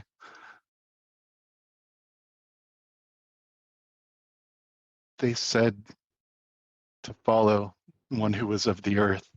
I thought it was you. Now I know it was. And again, just gives her just a huge hug. And one thing you can tell about this dagger, Ohaku, is whatever it is, whatever it's capable of, you can tell it has so much more magical potential than what it's showing now. You have no idea how or what would unlock that, but just with your being a mage of the earth, this unique geomancer that you are, you can tell there's so much more to this blade. You led me to this. I know there's much more to do. I hope we will be doing it all together. Oh, he does remember the rest of us to this, all right. And we'll just pat his shoulder. I think you're the one of the earth.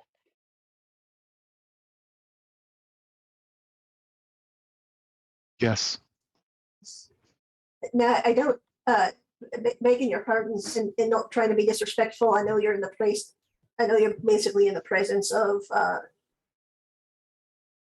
I don't know what you're in the presence of, but I know it's real meaningful for you. But I think we should probably get the lad out of here, and we have, and if Vicar is up there, we should report on what's been happening. Yeah, just give me Also, a I don't. second before we go, and I'm gonna give the iced over body of the mage a once over. Did his cape survive the icing and shattering? Should be. Give me percentile dice. We'll see. That is 95. It did. Not quite all of it, as the sort of the mantle of it that would be up around the shoulders and chest that would have frozen over and shattered, but the actual part flowing behind, you've got that in a full piece. So it's more similar to, say, a military banner is what it would look like, but it's mostly intact. There's no question about what it is. I'd like to take as much of it as I can. Sure, yeah, and it's more like a cape for what survives, but you could easily tell that it was part of robes. The full census symbol is completely visible on it, so there's no doubt what it previously was. Okay. Now I'm good to go. Is the Dragonborn that Siobhan intentionally was killing slowly still alive? He's on the edge. Well, let's find out. Give him a death save. He must have suffocated on his own blood by this point. No, because I just rolled a natural 20. No. So he's barely clinging to life, but he's there. So Pohaku, seeing him coughing, sputtering on his own blood, is going to head up. If I don't know if I need to roll or if it's just flavor, but would go over, not using the dagger, but with his old weapon, the Leomano, and just reach down and drag it across his throat to end it. Yeah. And then he will spend a moment casting Mold Earth to sink him down into the ground and cover him. And it seems like the ground is aiding you as this goes far faster than you expected.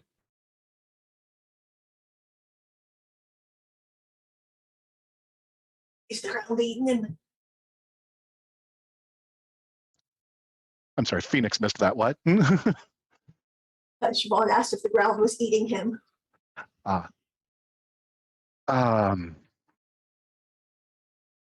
I just thought it more appropriate than leaving him to rot like this to send him back from whence he came.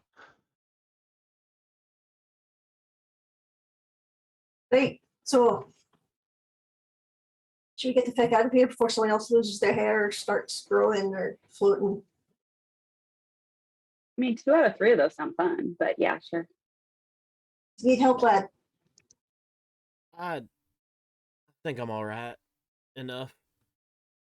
And as you, Siobhan, when you look at Kira to ask that, you can see on his head, it's almost this full layer of peach fuzz at this point, as the hair is very rapidly growing. I think I would actually reach out and be like, kind of like the hell, and rub it. Yeah, the hairs on his head now, they're probably nearly a quarter of inch long at this point. The what? Hair's coming back. Good. Love that. Ow, my shoulder. Let's go. Is the sorry, go ahead. No, you go ahead. Is the like the blue light pulsing? Is that still there, or is it? Oh yes. So yeah, I mean, so as you've said, we're ready to leave. Pohaku is just going to kind of turn to it, just kind of nod his head towards it before leaving. And it doesn't take you terribly long to continue your trek up and out of the mine, keeping your wits still about you, as the roper you're quite sure that you encountered had nothing to do with any census members. That's just part of the dangers. As you get to the exit of the mine, walking outward into this cool evening air, yes. There's something I would like to say to Haku before. Of course, we're okay. out. Yeah. But while we're doing this, I would try to drop back to speak with him, quietly if I could, just to be like, did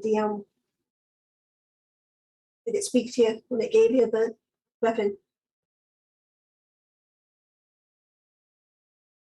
He doesn't respond, but there is, as you ask, and he just looks at you, and there is just a big smile on his face.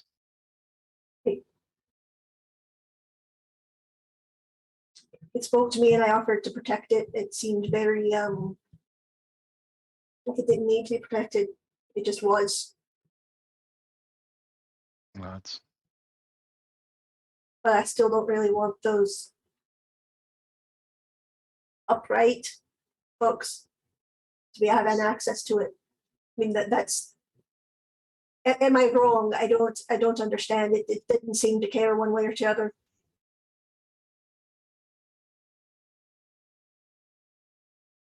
I have some ideas on this, Bjorn, but is there anything Pohaku would know about, like the reservoir itself, or just somewhat? Yes. Yeah. Because this is literally part of the life stream of the planet itself, and that your magic is tied to Yord, which is the god that is of the world itself. This is a level of true neutral if we're talking in terms of alignment. Right. It has no wants. It has no fears. It just is. The cycle of life and death will always exist around it.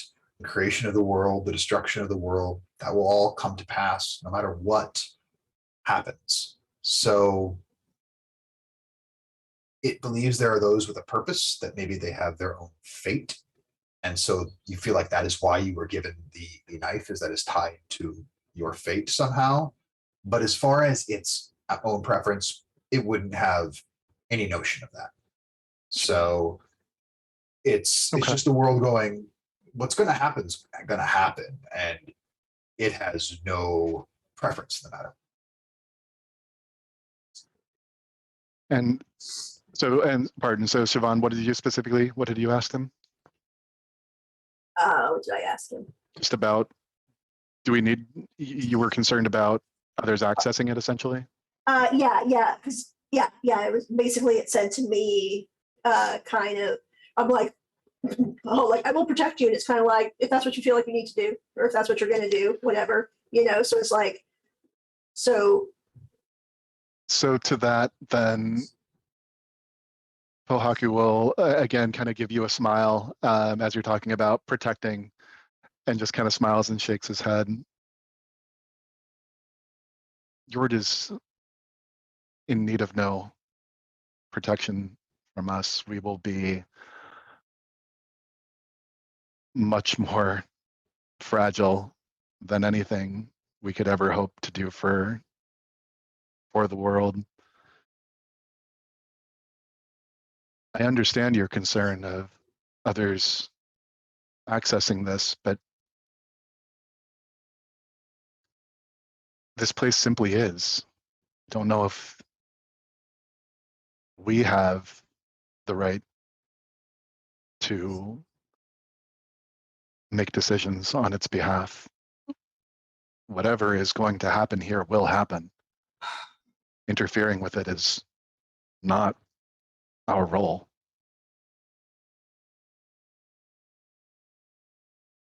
will I be giving offense to ye or your God? Question mark. If I seek to protect the people who live around this source. Because I know this, I understand the source doesn't care, but I care about the people. And he reaches out, kind of puts a hand gently on your shoulder. Do what you need to do. You will not be giving me offense, and I don't believe it's possible to offend to offend the earth. Whatever is going to set your own mind at ease, don't worry about offending me on it. All right. All right. Talk. And then. So as you all begin exiting the mine, you can hear a pair of raised voices, one of which you all recognize and one of which all but Siobhan recognized. As it seems the heated conversation between Castian and Marshall Bicker has begun to bubble over. And you can hear Bicker. Now, here's the thing I don't understand. Why exactly it is you ain't telling me? Apparently, I hear words of y'all census folks here and about, snooping around mine here in our territory, the vagabond assemblage where you have no jurisdiction. You are not hunting anybody, and that chaps my ass, pisses me off, and has got me real close to unloading my sidearm in your gut unless you give me a real goddamn good reason why you are here about. I'm tired of you eluding my questions. I'm tired of you. You see y'all coming out. Oh, look, some people I can actually trust who might be able to help us get to the nitty gritty of all this. Why don't we see what they have to say, Castian? And you could hear Castian saying, I am not trying to argue with you on anything, Marshall Bicker.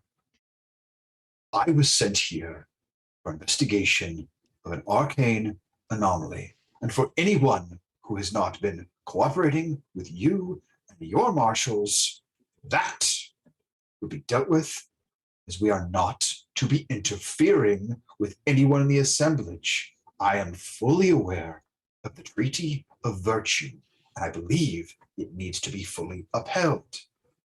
And he can see instantly the shape that Kira is in. He's like, Marshal, I will get back to you. Kira! And he starts running towards all of you. Kira, are you okay? Looks to are all of you? What happened? Is everyone all right? Well, I think I've got a solution to your whole argument. And I grab out what's left of the cape. That's probably still a little wet from like the melting ice. And I'll just kind of thwap it on the ground. We got fakes.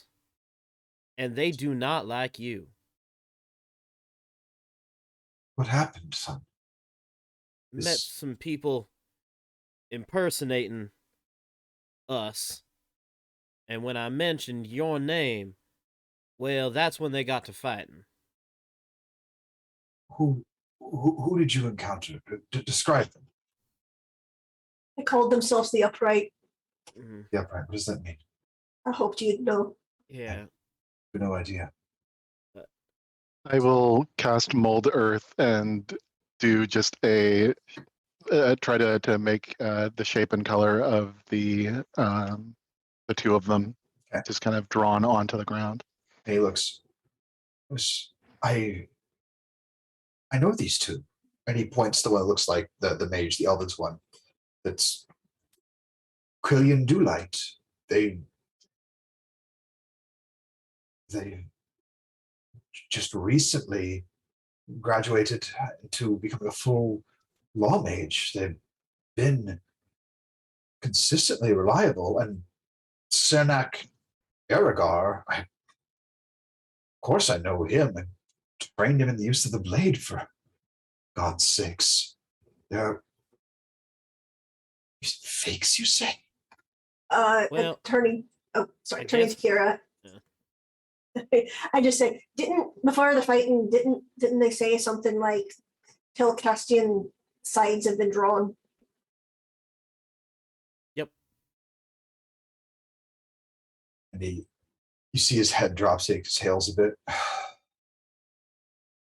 had heard rumors, but I thought they were nonsense. Marshal, I believe we have the answers we've been looking for. Bicker just fully unimpressed. Yeah, do fucking tell. I'm real interested as to what answers you think you could be giving me. I understand your anger, and it appears there are those within our ranks that are wishing to go into business for themselves, as it were. If it's any consolation, Marshal, they dead now. And Castiel looked at you. Good. It's what they deserved. Marshal, I know you don't like me, and that's fair. We have our past. But the fact of the matter is, I have never once broken treaty. I have never once encouraged anyone to break treaty, and I have publicly punished those who have broken treaty. All I was told about was there was an arcane anomaly to investigate. Whatever these did, sounds like they got the reward they deserved. I have two other individuals who are to meet me here, and when they arrive, under your supervision, Marshal, we will pack out. We have no qualms with the assemblage. I'm simply here, the job I was sent for, and I wish to not leave before others of my squad arrive. And again, under your supervision, we will happily all pack out together. The marshal's gonna, well, that sounds almighty good. Exactly who and what the fuck should I be looking for, just so I know exactly who's trying to sneak in here. Cassie briefly laughs.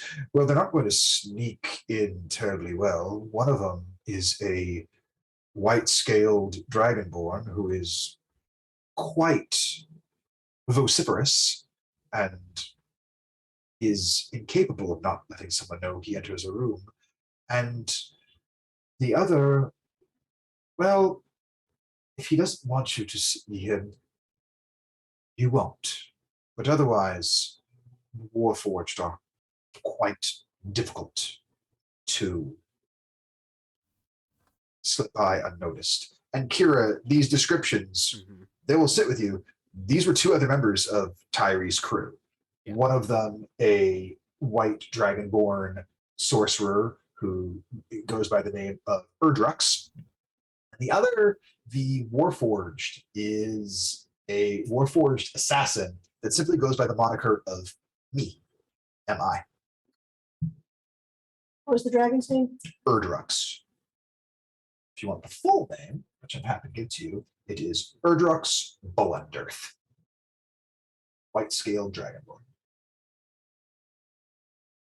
Castian. They should be here in 2 days' time, and I will happily set up camp wherever you wish me to, Marshal, that's outside of a set of iron bars. And Bickers go, well, shit, I was hoping to get you caught there on technicality, but all right, make you a deal, Castian. Why don't you, me, we'll just set up camp together, get to know each other real good. Keep my eye on you. We can become the bestest of friends, can't we? Did this just turn into a fan fiction? Probably. Everything's fan fiction. No. As the resident expert, no. Marshall looks you all over. I thank y'all for taking on this this job as was requested. I do believe payment is in order, is it not? Yes, sir. I feel she's not with us here, but I feel like Reba would be like, yes, the amounts that were considered were. Well, tell you what, I'll settles up with y'all in the morning, if that is copacetic, and just want to help Castian set up camp in a proper locale where keep my eyes on him. Oh, and Castian, don't you worry. You're not the only person who's got some friends rolling in to make sure everything stays A-okay. You remember One Eye, don't you? He remembers you. And Castian will just kind of stop at the name being said and doesn't say anything else, but just goes to a very cleared out area, and he puts down his pack and he starts setting up a tent over there. Marshal Vicar. Yeah. Who's One Eye? What's that story? Cecil Holloway. Yeah. Fun story. The man has two eyes now. One of them is this interesting arcane contraption got installed. Was born with only one that worked, and befriended a artificing type who made a little exchange with, and he got himself an upgrade. Calls himself One Eye because that's his shooting eye. Shoot fleas off a horse's back a quarter mile away. And let's just say that old Castian there may have gotten a bit mouthy with yours truly, and One Eye gave him a nice little warning shot. Just let him know not to run his mouth where it wasn't wanted. Didn't spill no blood, though.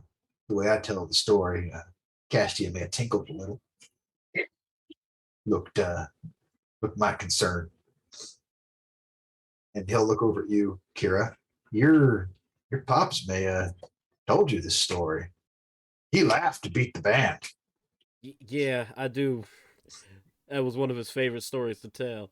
Because the look on Castian's face, at least the way my dad described it, was a combination of shocked, puzzled, and trying to hide scared. And the trying to hide scared made his left eyebrow do this weird wiggle. Mm-hmm. Yep, that's about how I remember it.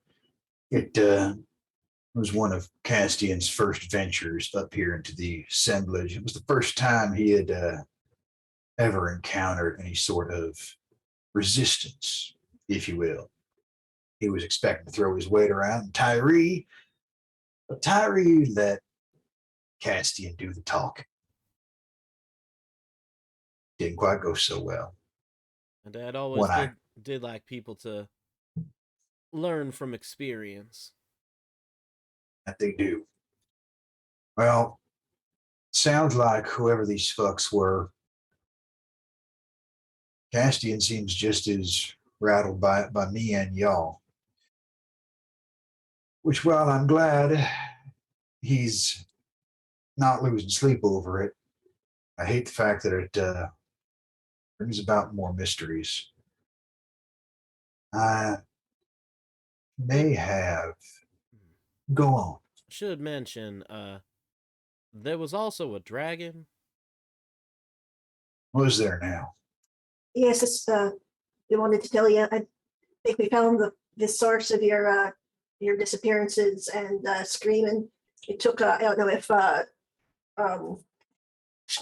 McDreamy is Hamir? Hamir, yeah, is in sight.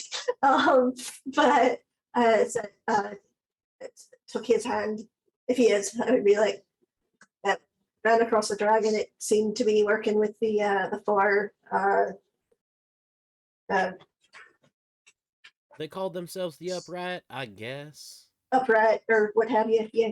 Yes. See, there were 4 of them total. Well, We came across. Yeah, that's how many we took care of.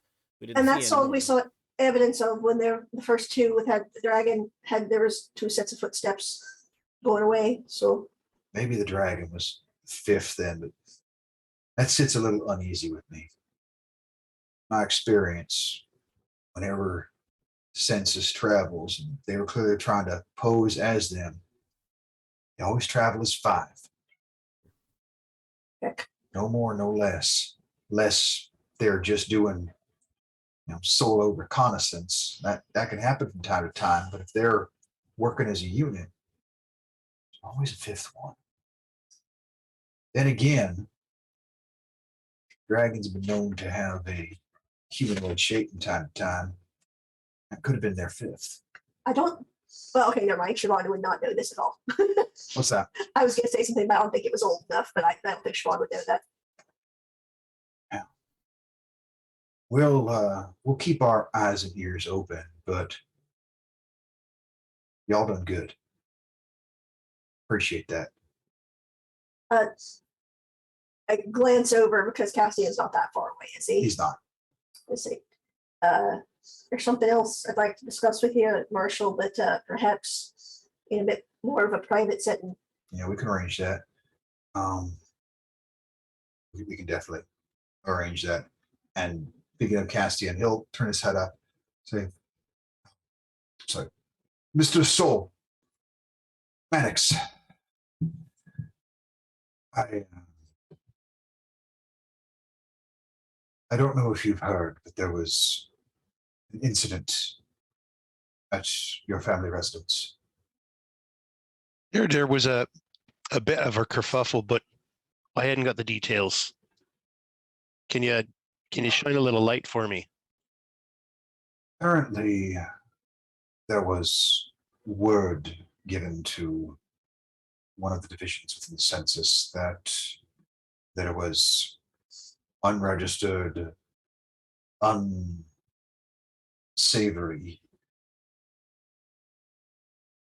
arcane goings on within your home and family. Now,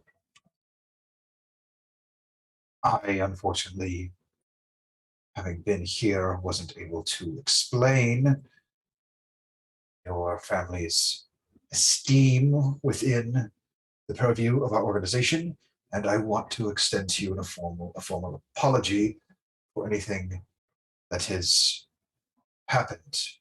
I do know that an emissary from the House of Soul is on their way to meet with you to explain everything that happened, to collect a formal letter of apology from myself, and hopefully this ugliness can all be put behind us.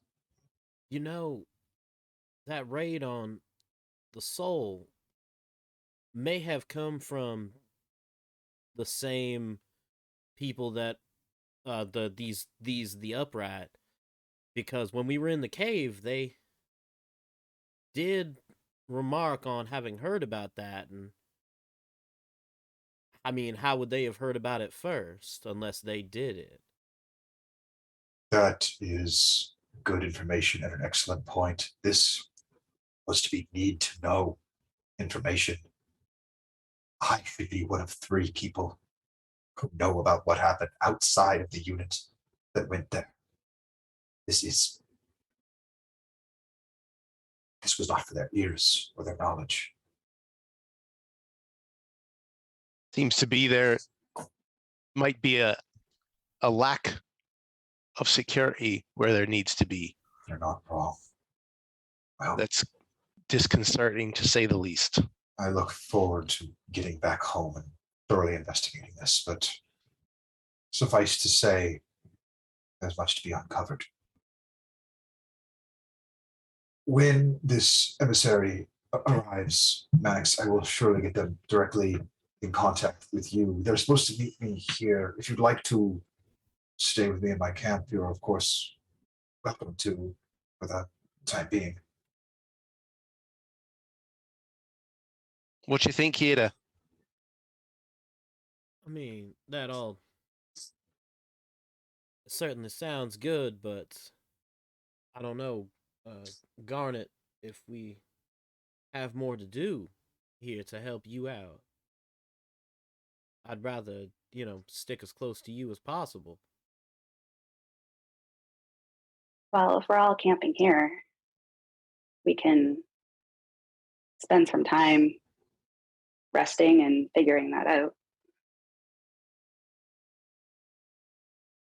Well, you guys had this conversation. The marshal will go to you, Siobhan. Walk with me. I'm gonna have a smoke. And I'll say to him, like, Pulls out this pipe and begins lighting it. as he's doing that, I'm going to say in his head, Mhm. try not to startle. If I talk to you this way, then no one else can hear. Appreciate the warning. Go on. And I won't go through the whole thing. Sure. Yeah, but I will tell him about the arcane source we came across. And basically just like just everything that happened in there with the, I don't know if Siobhan knows about wild magic, but definitely weird shit was afoot, but nothing happened to her. She doesn't have any magical ability, and nothing seemed to happen to Garnet either. And says, basically, I don't think I need to tell you why I personally wouldn't want anyone in the Empire getting any sort of wind of this, unless they decide it's something they'd rather have for themselves. I couldn't agree more. Tell you what, I think I may have a little bit of work for you and yours in the days here to come. I don't completely trust everything I'm hearing until I see things I can trust with my own eyes, if you catch my meaning. That Castian fella's correct. He ain't never broken the treaty of virtue once. Don't mean the presence of something like an arcane reservoir wouldn't change his mind. Forgive me, I don't understand how it's any of their freaking business. If they heard about an anomaly, you think they'd tell you? That's where it sits uneasy with me. Now, I'll be honest, don't entirely know and don't entirely give a shit how these Imperial types do their business. One of two possibilities exists in my mind. One, they wanted to confirm it existed with their own eyes so they could then make plans to come up here and take it by force. Or two, they wanted to confirm it with their own eyes and then try and set up some sort of trade and commerce with the assemblage, because we would now have something they want, a value. If it's column B, I'm not too concerned. We ain't had a damn thing they've had an interest in, and let's face it, if they had more reason to do business up here, they would have more reason to send their goons up here looking for any sort of ne'er-do-wells, as they think of it. I could see it being either. But I think I may have a way to find out. I'll discuss it with y'all in the morning, but it's going to involve a bit of a tricky piece of business on y'all's part. I know how anybody's going to be traveling back to the Empire. There'll be a train leaving Ruby's Crossing about a week's time. I know they'll be on it. And I think the information I want is going to be on it too. Means I'm going to need a group who's not quite so easily recognized as myself. Get aboard that train, get the info I want. Y'all can sleep on it. You can sleep on that. I don't have to make any decisions now, but that's where my mind is at. For now, I'm gonna have a drink. I'm gonna get some sleep and see how this all looks in the morning. And so, Siobhan, with that information having been given to you as you head back to your Patriots, the group of adventurers that Hamir belongs to still just jubilant about his safe return. Zedri making Hamir tell the story of how he affixed the bow to his stump for at least the 7th time, and he listens with sheer delight each time. Gandos happy to go well into the night, performing parlor tricks for anyone who will watch, and Castian just his gaze going from his little campfire to the mine, just looking lost, confused, and a bit forlorn. Put a little button in it right there, as I feel like that's a quality place to stop. I will say, because you completed the quest at the mine, you are all now level 5. Woo! So Oh, you may Let's level go. hell up. yes. Hell yes. That's an exciting level. Yeah, it is. Everyone. Yup, Super yup, yup, average yup. blast. So yeah, go ahead and take your time to do that, and we'll find out what all happens when Siobhan relays this information to you all. But that's for next time. We'll see what chaos awaits.